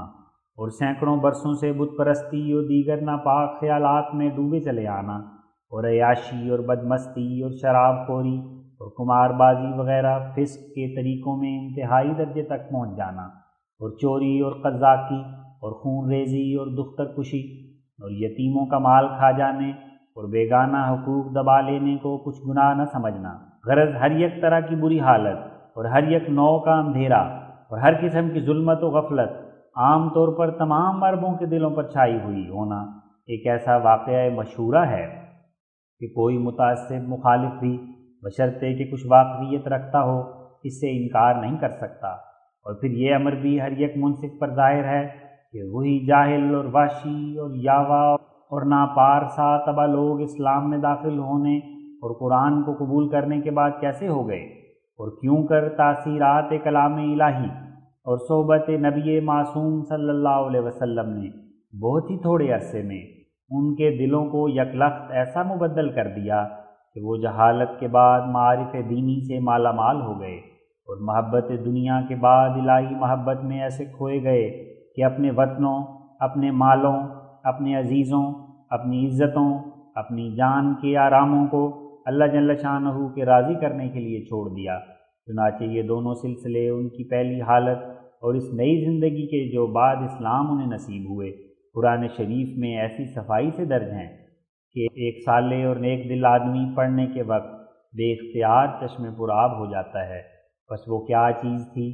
جو ان کو اتنی جلدی ایک عالم سے دوسرے عالم کی طرف کھینچ کر لے گئی؟ وہ دو ہی باتیں تھیں، ایک یہ کہ وہ نبی معصوم اپنی قوت قدسیہ میں نہایت ہی قوی الاثر تھا، ایسا کہ نہ کبھی ہوا اور نہ ہوگا۔ دوسری خدائے قادر مطلق حی قیوم کے پاک کلام کی زبردست اور عجیب تاثیریں تھیں کہ جو ایک گروہ کثیر کو ہزاروں ظلمتوں سے نکال کر نور کی طرف لے آئیں۔ بلا شبہ یہ قرآنی تاثیریں خارق عادت ہیں، کیونکہ کوئی دنیا میں بطور نظیر نہیں بتلا سکتا کہ کبھی کسی کتاب نے ایسی تاثیر کی۔ کون اس بات کا ثبوت دے سکتا ہے کہ کسی کتاب نے ایسی عجیب تبدیل و اصلاح کی جیسی قرآن شریف نے کی؟ وید تو خود تہی دست ہے، اور ایک شخص بھی ثابت نہیں ہو سکتا کہ جو کبھی اور کسی زمانے میں بذریعہ تاثیرات وید کمالات باطنی تک پہنچا ہو۔ اور اس قدر تو وید کے پیرو خود اقرار کرتے ہیں کہ صرف وید کے 4 رشی کمال تک پہنچے ہیں و بس، مگر 4 کا کامل ہونا بھی بے ثبوت ہے۔ سچ تو یہ ہے کہ وید کے ماننے والوں کو کبھی اس قدر بھی نصیب نہیں ہوا کہ خدائے تعالیٰ کو واحد لا شریک مان کر مبدأ جمیع فیوز کا سمجھیں اور اسی کے کامل القدرت ہاتھ کو ہر یک وجود کا موجد قرار دیں اور اس کے بھائی بند نہ بن بیٹھیں۔ اگر کوئی شخص اس بات کو برا مانے تو اسی کی گردن پر ہے کہ تاثیرات طیبہ وید کو ثابت کر کے دکھلا دے اور ان الزاموں کو اس کے سر پر سے اٹھا دے جن سے ہندوؤں کے پرمیشر کی کچھ بھی عزت باقی نہ رہی۔ ہمیں وید سے کوئی بے وجہ اناد نہیں مگر ہم سچ سچ کہتے ہیں اور ہم اپنے خدائے قادر مطلق کو گواہ رکھ کر بیان کرتے ہیں کہ ہمارا اور کسی خدا ترس کا دلی انصاف اس بات کو ہرگز قبول نہیں کر سکتا کہ جس کامل ذات کے بابرکت وجود سے ذرہ ذرہ قائم ہے اور جو تمام دنیا کا مالک کہلاتا ہے، اس کی بادشاہی صرف دوسروں کے سہارے سے چلی آتی ہے، نہ اپنی قدرت خاصہ سے، اور تمام روحیں اور اجسام یوں ہی اتفاق اور قسمت سے اس کو مل گئے ہیں، نہ آپ پیدا کرنے سے، اور اس کی خدائی اتفاقی ہے نہ حقیقی۔ اب وید سے منہ پھیر کر قرآن شریف کی طرف دیکھنا چاہیے کہ کیسی پاک تاثیریں رکھتا ہے۔ لاکھوں مقدسوں کا یہ تجربہ ہے کہ قرآن شریف کے اتباع سے برکات الہی دل پر نازل ہوتی ہیں اور ایک عجیب پیوند مولا کریم سے ہو جاتا ہے۔ خدا تعالیٰ کے انوار اور الہام ان کے دلوں پر اترتے ہیں اور معارف اور نکات ان کے منہ سے نکلتے ہیں۔ ایک قوی توکل ان کو عطا ہوتی ہے اور ایک محکم یقین ان کو دیا جاتا ہے اور ایک لذیذ محبت الہی جو لذت وصال سے پرورش یاب ہے ان کے دلوں میں رکھی جاتی ہے۔ اگر ان کے وجودوں کو ہاون مصائب میں پیسا جائے اور سخت شکنجوں میں دے کر نچوڑا جائے تو ان کا عرق بجز حب الہی کے اور کچھ نہیں۔ دنیا ان سے ناواقف اور وہ دنیا سے دور تر و بلند تر ہیں۔ خدا کے معاملات ان سے خارق عادت ہیں۔ انہی پر ثابت ہوا ہے کہ خدا ہے، انہی پر کھلا ہے کہ ایک ہے۔ جب وہ دعا کرتے ہیں تو وہ ان کی سنتا ہے، جب وہ پکارتے ہیں تو وہ انہیں جواب دیتا ہے، جب وہ پناہ چاہتے ہیں تو وہ ان کی طرف دوڑتا ہے۔ وہ باپوں سے زیادہ ان سے پیار کرتا ہے اور ان کی در و دیوار پر برکتوں کی بارش برساتا ہے۔ بس وہ اس کی ظاہری و باطنی و روحانی و جسمانی تائیدوں سے شناخت کیے جاتے ہیں اور وہ ہر یک میدان میں ان کی مدد کرتا ہے کیونکہ وہ اس کے اور وہ ان کا ہے۔ یہ باتیں بلا ثبوت نہیں، اور ہم عنقریب رسالہ سراج منیر میں انشاءاللہ القدیر ایک کھلا کھلا ثبوت اس کا دکھلائیں گے، لیکن ہم اس جگہ یہ ظاہر کرنا چاہتے ہیں کہ کسی دوسرے دین میں یہ برکتیں ہرگز نہیں۔ وید نے اگر آریوں کے دلوں پر کچھ اثر ڈالا ہے تو وہ صرف گالیاں اور دشنام دہی ہے، تمام مقدسوں کو فریبی کہنا، سب پاک نبیوں کا نام مکار رکھنا، دنیا کے برگزیدوں کو بجز اپنے 3 یا 4 وید کے رشیوں نامعلوم الوجود کو جھوٹا اور دغا باز اور ٹھگ قرار دینا انہی لوگوں کا کام ہے۔ کیا ان لوگوں کے منہ سے بجز بدزنیوں اور بد زبانیوں کے کبھی کچھ معارف الہی کے نکات بھی نکلے ہیں؟ کیا بجز گندی باتوں اور نابکار خیالات یا تحقیر اور توہین اور ٹھٹھے اور ہنسی اور پرشرارت اور بدبودار لفظوں کے کبھی کوئی دقیق بھید معرفت الہی کا بھی ان کی زبان سے سنا گیا ہے؟ کیا ان برتروں سے کبھی کوئی صفا دلی کا قطرہ بھی مترشح ہوا ہے یا انہوں نے باطنی پاکیزگی میں کچھ ترقی کی ہے؟ ہرگز نہیں۔ سو جو کچھ وید کا اثر ہے سو ظاہر ہے، حاجت بیان نہیں۔ منہ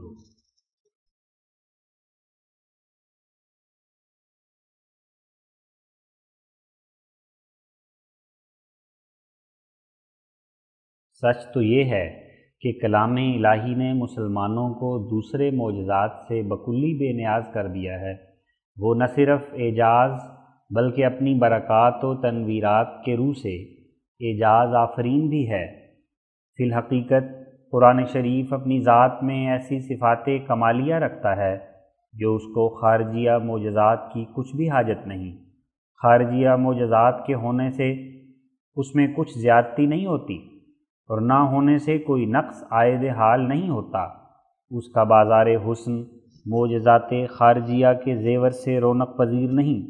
بلکہ وہ اپنی ذات میں آپ ہی ہزارہا معجزات عجیبہ و غریبہ کا جامع ہے، جن کو ہر یک زمانے کے لوگ دیکھ سکتے ہیں، نہ یہ کہ صرف گزشتہ کا حوالہ دیا جائے۔ وہ ایسا ملیح الحسن محبوب ہے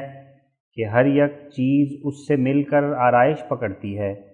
اور وہ اپنی آرائش میں کسی کی آمیزش کا محتاج نہیں۔ ہمہ خوباں عالم را بزیور ہا بیار آیند، تو سیمی تن چنا خوبی کہ زیور ہا بیار آئی۔ پھر ماں سوا اس کے سمجھنا چاہیے کہ جو لوگ شق القمر کے معجزے پر حملہ کرتے ہیں ان کے پاس صرف یہی ایک ہتھیار ہے، اور وہ بھی ٹوٹا پھوٹا، کہ شق القمر قوانین قدرتیہ کے برخلاف ہے۔ اس لیے مناسب معلوم ہوا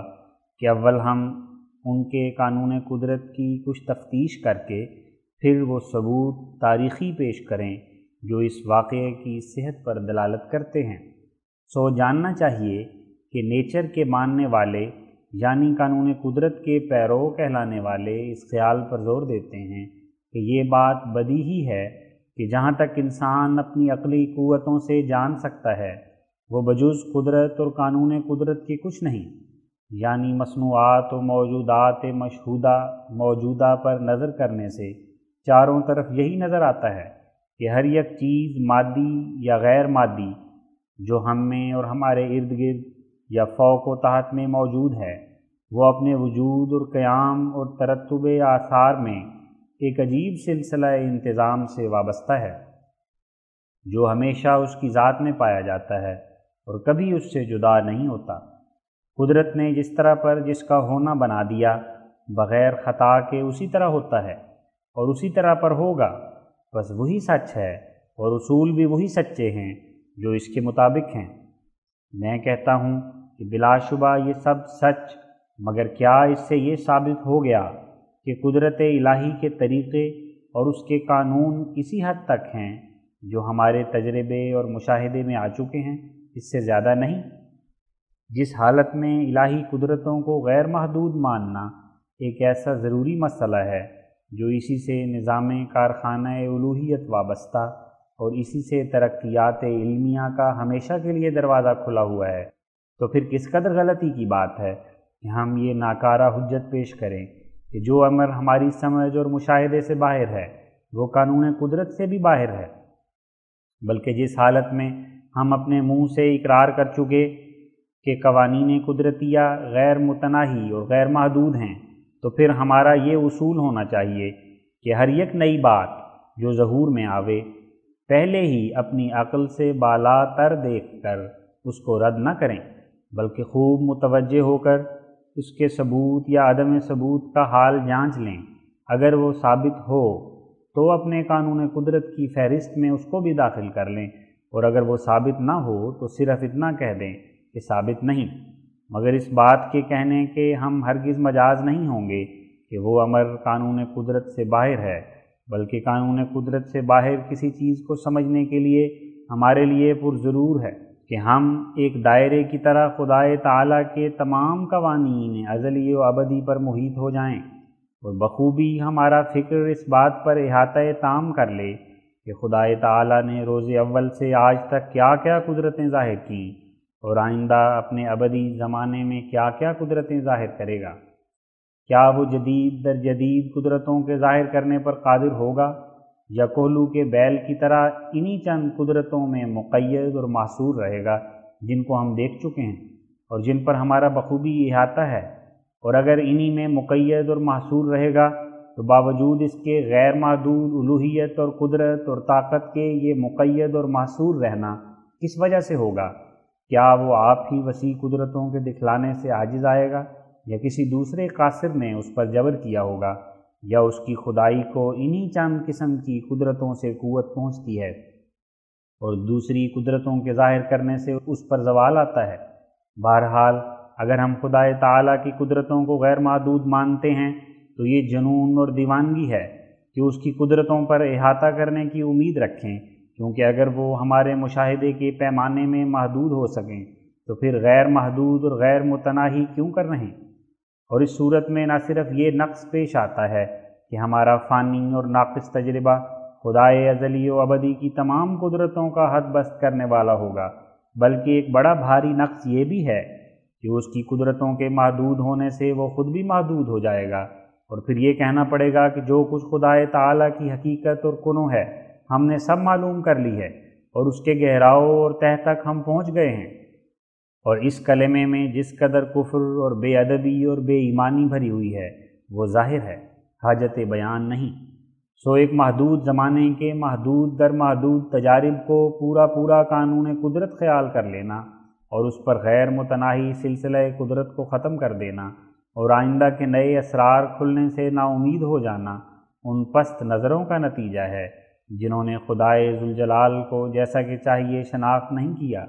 اور جو اپنی فطرت میں نہایت منقبض واقع ہوئے ہیں یہاں تک کہ ایک کنویں کی مینڈک ہو کر یہ خیال کر رہے ہیں کہ گویا ایک سمندر ناپیدا کنار پر ان کو عبور ہو گیا ہے۔ تمام خوشیاں عارفوں کی اور تمام راحتیں غمزدوں کی اسی میں ہیں کہ خدائے تعالیٰ کی قدرتوں کا کنارہ لا یدرک ہے۔ میں یہ نہیں کہتا کہ بے تحقیق اور بے ثبوت عقلی یا آزمائشی یا تاریخی کسی نئی بات کو مان لو، کیونکہ اس عادت سے بہت سے رتب و یابس کا ذخیرہ اکٹھا ہو جائے گا، بلکہ میں یہ کہتا ہوں کہ خدائے ذوالجلال کی تعظیم کر کے اس کے نئے کاموں کی نسبت جو تمہاری محدود نظروں میں نئے دکھائی دیتے ہیں بے جا ضد بھی مت کرو، کیونکہ جیسا کہ میں بیان کر چکا ہوں خدائے تعالیٰ کی عجائب قدرتوں اور دقائق حکمتوں اور پیچ در پیچ اسراروں کے ابھی تک انسان نے بکلی حد بست نہیں کی، اور نہ آگے کو اس کی لیاقت و طاقت ایسی نظر آتی ہے کہ اس مالک الملک کے وراء الورا بھیدوں کے ایک چھوٹے سے رقبہ زمین کی طرح پیمائش کر سکے یا کسی ایک چیز کے جمیع خواص پر احاطہ کرنے کا دم مار سکے۔ مجھے ان صاف باطن لوگوں کے آگے منطقی دلائل کی حاجت نہیں جو اپنے اس پیارے مالک سے دلی محبت رکھتے ہیں، کیونکہ میں جانتا ہوں کہ خود ان کو وہی ان کی سچی محبت یہ طریق ادب سکھا دے گی کہ ذات جامع الکمالات حضرت احدیت کے علم کے ساتھ اپنے محدود علم کو برابر جاننا اور اس کی ازلی ابدی قدرتوں کو اپنے مشاہدات یا معلومات سے زیادہ نہ سمجھنا بہت برا اور نالائق خیال ہے، جو ادب اور تعظیم اور عجز اور عبودیت کی حقیقت سے نہایت دور پڑا ہوا ہے۔ لیکن میں ان خشک فلسفیوں کو جو عشق الہی اور اس کی بزرگ ذات کی قدر شناسی سے غافل ہیں، جہاں تک مجھے طاقت عقلی دی گئی ہے بدلائل شافیہ راہ راست کی طرف پھیرنا چاہتا ہوں، کیونکہ میں دیکھتا ہوں کہ ان کی روحانی زندگی بہت ہی کمزور ہو گئی ہے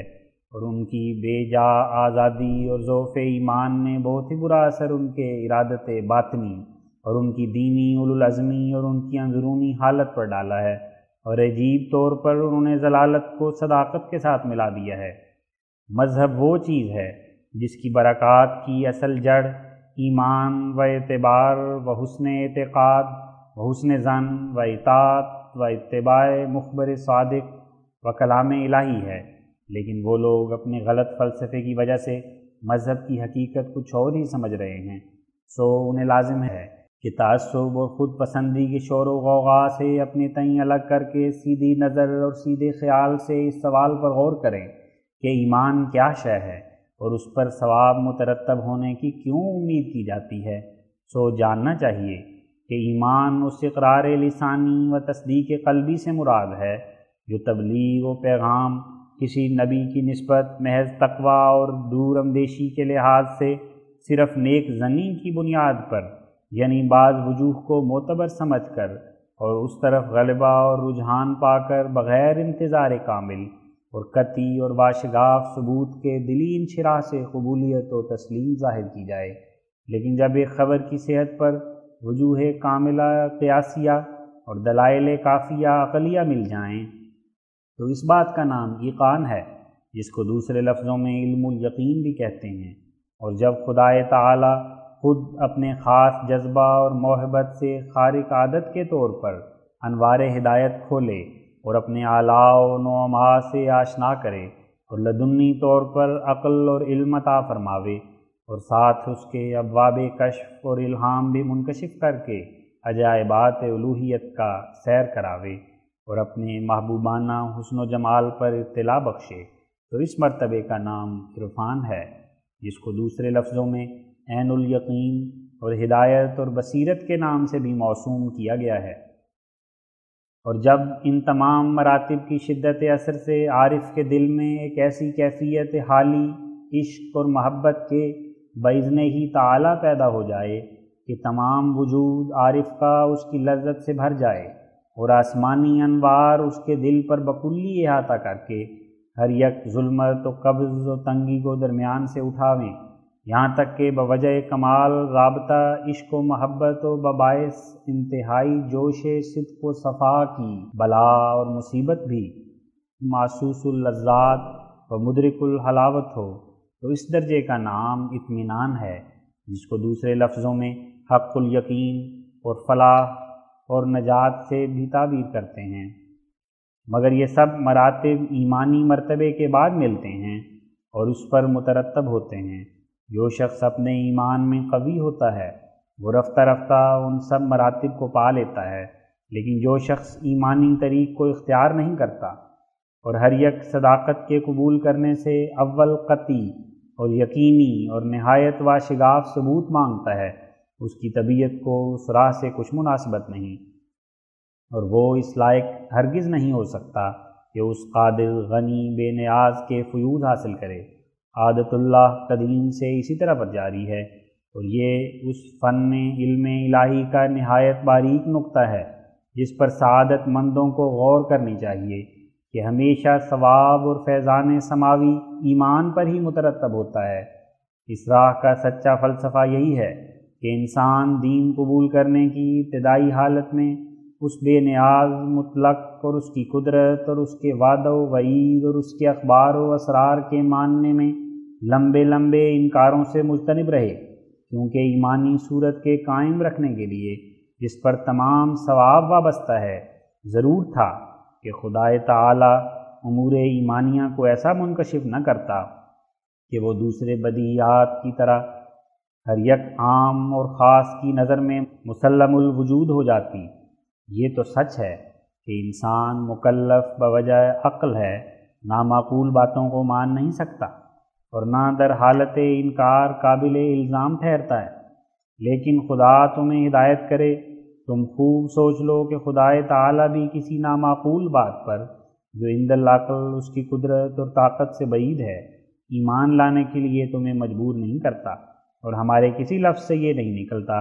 کہ تم کسی ایسی بات پر ایمان لاؤ جو فی الحقیقت دوربین نظروں میں نامعقول ہے، بلکہ ہماری تقریر کا مدعا اور لب لباب یہ ہے کہ ایمانی امور ایسے ہونے چاہیے کہ جو من وجہ ظاہر اور من وجہ مخفی ہوں، اور امکانی طور پر عقل ان کا وجود باور تو کر سکے، مگر دوسرے مشہودات و مریات بدیہہ کی طرح ہاتھ پکڑ کر دکھلا نہ سکے، یعنی انسان اور گدھے وغیرہ محسوس چیزوں کی طرح ان کا وجود نہ ہو جن کو ٹٹول کر معلوم کر سکیں یا بچشم خود دیکھ سکیں یا دکھا سکیں، یا اشکال ہندسی اور اعمال حسابی کی طرح ایسے منکشف نہ ہوں جن میں 10 برس کے بچے بھی اختلاف نہ کر سکیں۔ غرض وہ کیفیت ان میں محفوظ ہو جو ایمان کا مفہوم قائم رکھنے کے لیے ضروری ہے، اور پھر بئی ہمہ بالغ نظروں اور حقیقت شناسوں کی نگاہوں میں نامعقول اور بعید از عقل بھی نہ ہوں۔ نہ چنداں بخور کز دہایت برآید، نہ چنداں کہ از ذوق جانت برآید، یعنی نہ تو اتنا زیادہ کھا لو کہ جان کے لالے پڑ جائیں، اور نہ اتنا کم کھاؤ کہ ذوق کی وجہ سے جان سے ہاتھ دینا پڑے۔ اب خلاصہ و ما حاصل اس تقریر کا یہ ہے کہ کسی مذہب کے قبول کرنے سے غرض یہ ہے کہ وہ طریق اختیار کیا جائے جس سے خدائے غنی مطلق جو مخلوق اور مخلوق کی عبادت سے بکلی بے نیاز ہے راضی ہو جائے، اور اس کے فیوض رحمت اترنے شروع ہو جائیں، جن سے اندرونی آلائشیں دور ہو کر سینہ سینہ یقین اور معرفت سے پر ہو جائے۔ سو یہ تدبیر اپنی فکر سے پیدا کرنا انسان کا کام نہیں تھا، اس لیے اللہ جل شانہ نے اپنے وجود اور اپنے عجائبات قدرت خالقیت یعنی ارواح و اجسام و ملائک و دوزخ و بہشت و بعث و حشر و رسالت و دیگر تمام اسرار مبدأ و معاد کو یکساں طور پر پردہ غیب میں رکھ کر اور کچھ قیاسی یا امکانی طور پر عقل کو اس کوچے میں گزر بھی دے کر، غرض کچھ دکھلا کر اور کچھ چھپا کر بندوں کو ان سب باتوں پر ایمان لانے کے لیے معمور کیا، اور یہ سب کچھ اس لیے کیا کہ جب بندہ باوجود کشمکش مخالفانہ خیالات کے خدائے تعالیٰ کی ہستی پر ایمان لائے گا اور سب عجائبات اخروی و وجود دوزخ و بہشت و ملائک وغیرہ کو اس کی قدرت میں سمجھ کر دیکھنے سے پہلے ہی قبول کر لے گا، تو یہ قبول کرنا اس کے حق میں صدق شمار کیا جائے گا، کیونکہ ہنوز یہ چیزیں در پردہ غیب ہیں اور مری اور مشہور طور پر نمایاں اور ظاہر نہیں ہیں، تو یہ صدق خدائے تعالیٰ کی توجہ رحمت کے لیے ایک موجب ہو جائے گا، کیونکہ خدائے تعالیٰ بوجہ اپنی استغنا ذاتی کے انہی لوگوں پر توجہ رحمت کرتا ہے جن کا صدق ظاہر ہوتا ہے۔ یوں تو انسان کی فطرتی عادت ہے کہ جو چیز کھلے کھلے طور پر مضر یا مفید ہو اس سے بنفرت بھاگتا یا اس کے لینے کو بصد رغبت دوڑتا ہے، یعنی جیسی صورت ہو، لیکن وہ اپنی سعادت سے کسی ثواب کا مستحق نہیں ٹھہر سکتا۔ اگر کوئی شخص بجلی سے ڈر کر اپنے کوٹھے میں چھپ جائے یا شیر سے خوف کھا کر اپنے شہر کی طرف بھاگے تو وہ ہرگز یہ نہیں کہہ سکتا کہ اے بجلی یا شیر، میں نے تم سے خوف کیا، تم مجھ سے راضی ہو جاؤ۔ سو ظاہر ہے کہ جو ڈرنا یا امید کرنا ضروری طور پر لازم آتا ہے وہ کسی تحسین یا آفرین کا موجب نہیں ٹھہر سکتا۔ اسی وجہ سے لازم ہے کہ جو شخص خدائے تعالیٰ اور اس کے عجائبات آخر کو مان کر رضامندی الہی کا خواہش مند ہے، وہ ان سب چیزوں کے ماننے میں بے جا اڑوں سے پرہیز کرے، اور جہاں تک ممکن ہو مطالبہ دلائل میں نرمی اختیار کر کے فقط اتنا کرے کہ ایک راہ کو دوسری راہوں پر ترجیح دیکھ لے، اور ایسے یقینی ثبوت کے لیے کہ جیسے 4 کا نصف 2 ہے، اپنی نابالغ عقل کو آوارہ اور سرگرداں نہ ہونے دے، بلکہ تمام تر سعادت تو اس میں ہے کہ غیب ہی کی صورت میں قبول کرے، اور ظاہری حواس کی خواہ نخواہ شہادت طلب کرنے سے اور فلسفے کے طول طویل اور لاتائل جھگڑوں سے حد الوسع اپنے تئیں بچاوے، کیونکہ اگر خدا کو دیکھ کر ہی یا انتہائی تحقیقات سے ہی قبول کرنا ہے اور جزا سزا کو تجربہ کر کے ہی ماننا ہے، تو پھر ایسے ماننے میں کون سی خاص فضیلت یا صدق پایا جاتا ہے؟ اس طرح پر کون ہے جو قبول نہیں کرتا؟ دنیا میں ایسی طبیعت کا کوئی بھی آدمی نہیں کہ اگر اس کو پورا ثبوت خدا کی ہستی یا عالم مجازات یا عجائبات قدرت کا مل جائے تو پھر وہ منکر ہی رہے۔ مثلا اگر خدائے تعالی ہر یک انسان کو نظر آ جائے اور سب کو اپنی خدائی قدرتیں دکھلا دے، یا اگر مثلا ایسا ہو کہ 10-20 ہزار آدمی ہر یک قوم اور ہر یک ملک کی قبروں سے اٹھ کر اپنی اپنی قوم اور قبیلے میں آ جائیں اور اپنے اپنے بیٹوں اور پوتوں کو خدا اور اس کی سزا و جزا کی ساری حقیقت سنا دیں، تو پھر ممکن نہیں کہ پھر بھی کوئی شخص کافر اور بے دین رہ جائے۔ اب اس جگہ بالطبع سوال پیدا ہوتا ہے کہ جس حالت میں خدائے تعالیٰ ان باتوں کے کرنے پر قادر تھا اور اس پختہ ثبوت سے کفر اور بے دینی کی جڑ کاٹی جاتی تھی، تو پھر اس نے ایسا کیوں نہیں کیا؟ بلا شبہ اگر وہ ایسا کرتا تو پھر حق اور باطل کا بکمال صفائی فیصلہ ہو جاتا، اور فلسفے کی نکمی اور بودی اور ظنی اور وہمی دلائل کی کچھ حاجت نہ رہتی۔ تو اس کا جواب یہی ہے جو اوپر گزر چکا، یعنی بے شبہ خدائے تعالیٰ ایسا کر سکتا تھا، بلکہ اس سے بھی بڑھ کر ایسا جلوہ دیدار دکھا سکتا تھا کہ ایک ہی تجلی سے سب گردنیں جھک جاتی اور ایک ہی دفعہ تمام دنیا کی دینی نزاعوں کا تصفیہ ہو جاتا۔ لیکن ایسا کرنے میں وہ بات جس سے ثواب ملتا ہے اور صادقوں کو مراتب عالیہ اور قرب اور وجاہت عطا کی جاتی ہے وہ باقی نہ رہتی، یعنی ایمان بالغیب جس کی وجہ سے درجات اخروی ملتے ہیں وہ اپنی صورت میں محفوظ نہ رہتا۔ تو یہ بڑے بھاری درجے کی صداقت ہے جو سوال مذکورہ بالا پر غور کرنے سے ہر یک اعلیٰ و ادنیٰ کو سمجھ آ سکتی ہے۔ غرض ایمان پر ثواب اور اجر ملنے کا یہی بھید ہے کہ جن چیزوں پر ایمان لایا جاتا ہے وہ اگرچہ غور اور نظر کرنے سے صحیح اور راست ہیں، لیکن ان کا ثبوت ایسا کھلا ثبوت نہیں ہے جیسے اور مشہودات اور محسوسات کا ہوا کرتا ہے، بلکہ ایمان بالغیب کی حد میں ہیں۔ سو صادق آدمی جب خدا اور اس کی سزا و جزا وغیرہ امور غیبیہ پر ایمان لاتا ہے تو اس ایمان میں بوجہ انواع اقسام کے اوہام اور نفس امارہ کی 4 طرفہ کشاکش کی سخت آزمائش میں پڑتا ہے۔ آخر چونکہ وہ صادق ہوتا ہے اس لیے سب راہیں چھوڑ کر اور سب خیالات پر غالب آ کر اسی رب رحیم کی راہ اختیار کر لیتا ہے، اور اس صدق کی برکت سے کہ وہ اپنے علم سے زیادہ رجوع اور اپنی واقفیت سے زیادہ وفا اور اپنے تجربے سے زیادہ استحکام اختیار کرتا ہے، جناب الہی میں قبول کیا جاتا ہے۔ اور پھر اسی صدق و صفا کی برکت سے عرفانی آنکھیں اس کو عنایت ہوتی ہیں اور ربانی لذت اور محبت اس کو عطا کی جاتی ہے، یہاں تک کہ وہ اس مرتبے تک جا پہنچتا ہے جہاں تک انسانی کمالات ختم ہو جاتے ہیں، مگر یہ سب کچھ کامل طور پر پیچھے سے ملتا ہے، پہلے نہیں۔ یہ تو معرفت صحیحہ تک پہنچنے کے لیے سنت اللہ یا یوں کہو کہ قانون قدرت ہے، لیکن اس زمانے کے خشک فلسفیوں نے اس صداقت پر ایک ذرہ اطلاع نہیں پائی۔ حاشیے میں حضور فرماتے ہیں، جاننا چاہیے کہ خدائے تعالی اور عالم مجازات اور دیگر امور مبدا اور معاد کے ماننے میں فلسفیوں کا طریقہ انبیاء علیہم السلام کے طریقے سے بہت مختلف ہے۔ نبیوں کے طریق کا اصل اعظم یہ ہے کہ ایمان کا ثواب تب مترتب اور بارور ہوگا کہ جب غیب کی باتوں کو غیب ہی کی صورت میں قبول کیا جائے اور ظاہری حواس کی کھلی کھلی شہادتیں یا دلائل ہندسیہ کے یقینی اور قطعی ثبوت طلب نہ کیے جائیں، کیونکہ تمام و کمال مدار ثواب اور استحقاق قرب و توسل الہی کا تقویٰ پر ہے، اور تقویٰ کی حقیقت وہی شخص اپنے اندر رکھتا ہے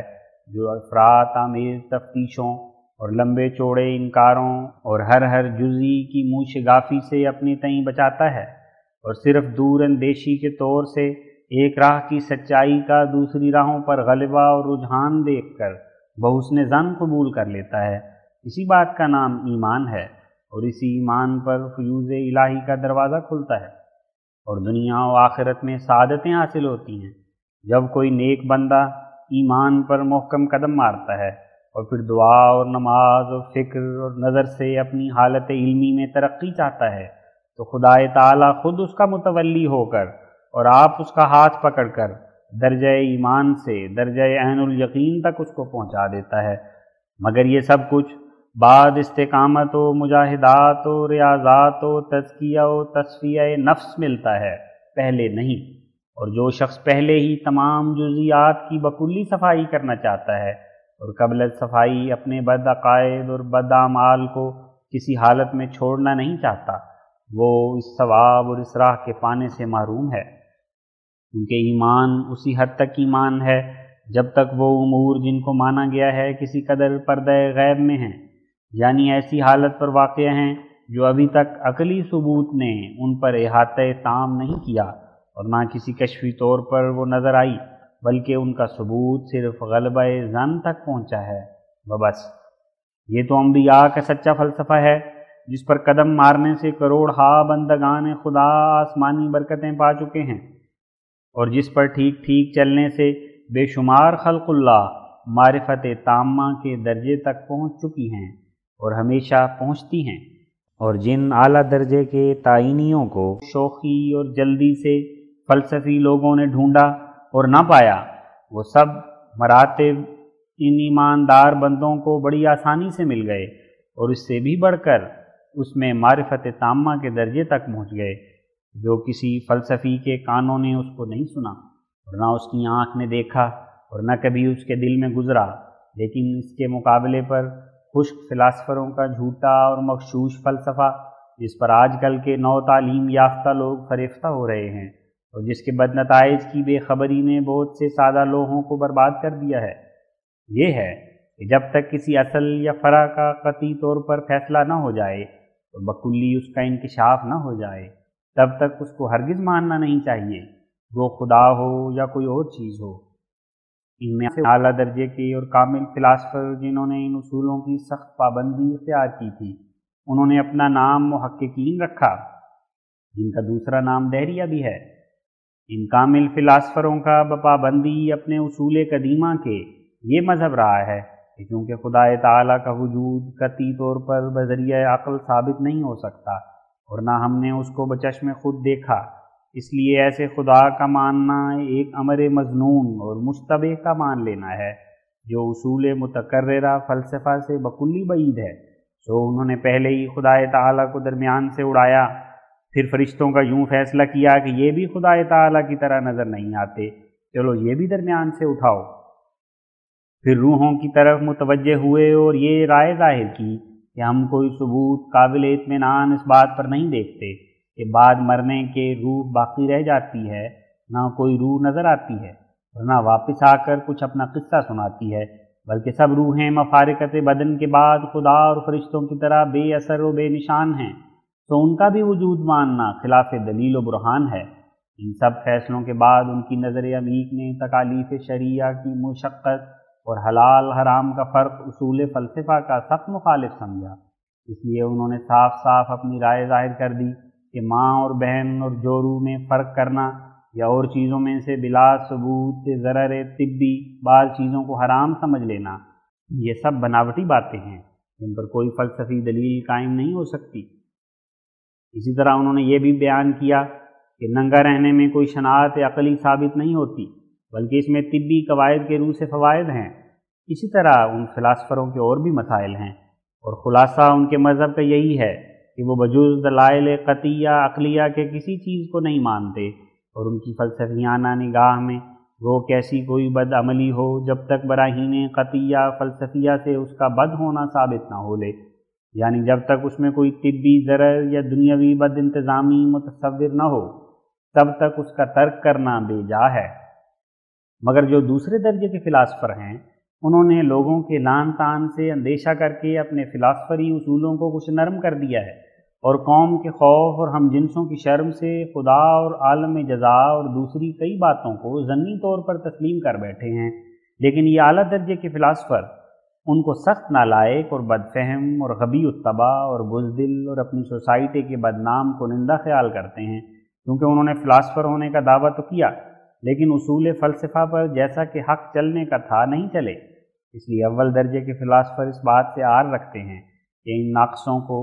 فلاسفر کے باعزت لفظ سے مخاطب یا معصوم کیا جائے، کیونکہ انہوں نے کچھ تو فلسفے کے طریقے پر قدم مارا اور کچھ عام لوگوں کی ملامت لعنت سے ڈر کر نبیوں کے عقائد میں بھی جو فلسفیوں کے منشا کے موافق قطعی اور یقینی دلائل سے ثابت نہیں ہو سکتے ٹانگ اڑا دی۔ اس لیے یہ لوگ ان کی نظر میں نیم حکیم ہیں، حقیقی فلاسفر نہیں۔ ہاں ممکن بلکہ قرین قیاس ہے، اور امید کی جاتی ہے کہ جیسے جیسے ایک سخت جوش قطعی اور یقینی اور نہایت واشگاف ثبوت عقلی طلب کرنے کا ان کے مستعد اور ہونہار لوگوں کے دلوں میں آتا جائے گا، ویسی ویسی وہ کسریں جو باقی رہ گئے ہیں ان کے خیالات سے وہ سب نکل جائیں گے، اور عقائد اور اعمال میں پوری مطابقت اپنے بڑے بھائیوں سے کر لیں گے۔ تب وہ شیطانی اور ظلمانی دو کالے پانی دنیا کے برباد کرنے کے لیے ایک ہی ہو کر بہیں گے۔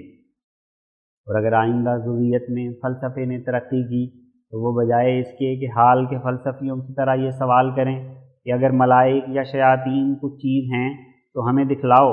یہ اعلیٰ درجے کے سوالات کریں گے کہ اگر خدا اور اس کی قدرتیں کچھ چیز ہیں تو ہمیں ظاہر بلا واسطہ اسباب دکھاؤ، اور اگر روحیں بعد مفارقت بدن باقی رہ جاتی ہیں اور ان کا وجود بھی کچھ چیز ہے تو وہ بھی ہمیں دکھلاؤ۔ غرض جیسے جیسے ان نو آموزوں کے فلسفے میں سیقل ہوتا جائے گا،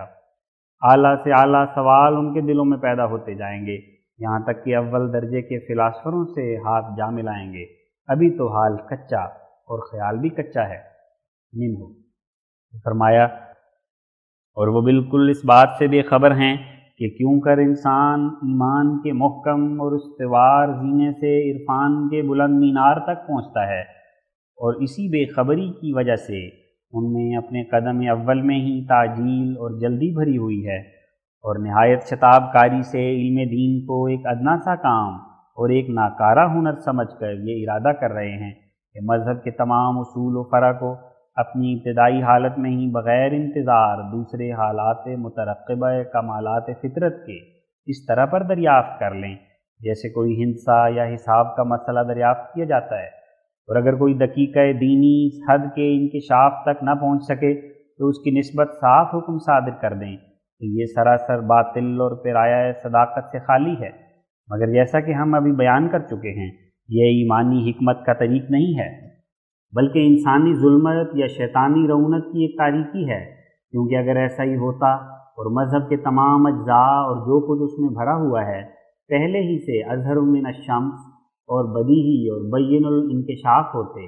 یا اشکال ہندسی اور حساب کے اعمال کی طرح قطعی ثبوت دکھائی دیتے، تو پھر اس حالت میں ایمان نہ رہتا، اور جو ایمان لانے پر ثواب اور سعادتیں اور برکتیں مترتب ہوتی ہیں ان کو انسان ہرگز نہ پا سکتا، کیونکہ ظاہر ہے کہ بین الحقیقت اور ظاہر الوجود باتوں کو مان لینا ایمان نہیں ہے۔ مثلا اگر کوئی کہے کہ میں اس بات پر ایمان لایا کہ پانی سرد اور آگ گرم ہے، اور ہر ایک انسان آنکھوں سے دیکھتا اور کانوں سے سنتا اور منہ سے کھاتا اور پاؤں سے چلتا ہے، اور میں اس بات پر ایمان لایا کہ آفتاب اور قمر موجود ہیں اور زمین پر بہت سے جمادات اور نباتات اور حیوانات پائے جاتے ہیں، تو ایسا ایمان لانا ایک ہنسی کی بات ہے، نہ کہ ایمان، اور اسی وجہ سے بدیہی اور کھلی کھلی باتوں کو ماننا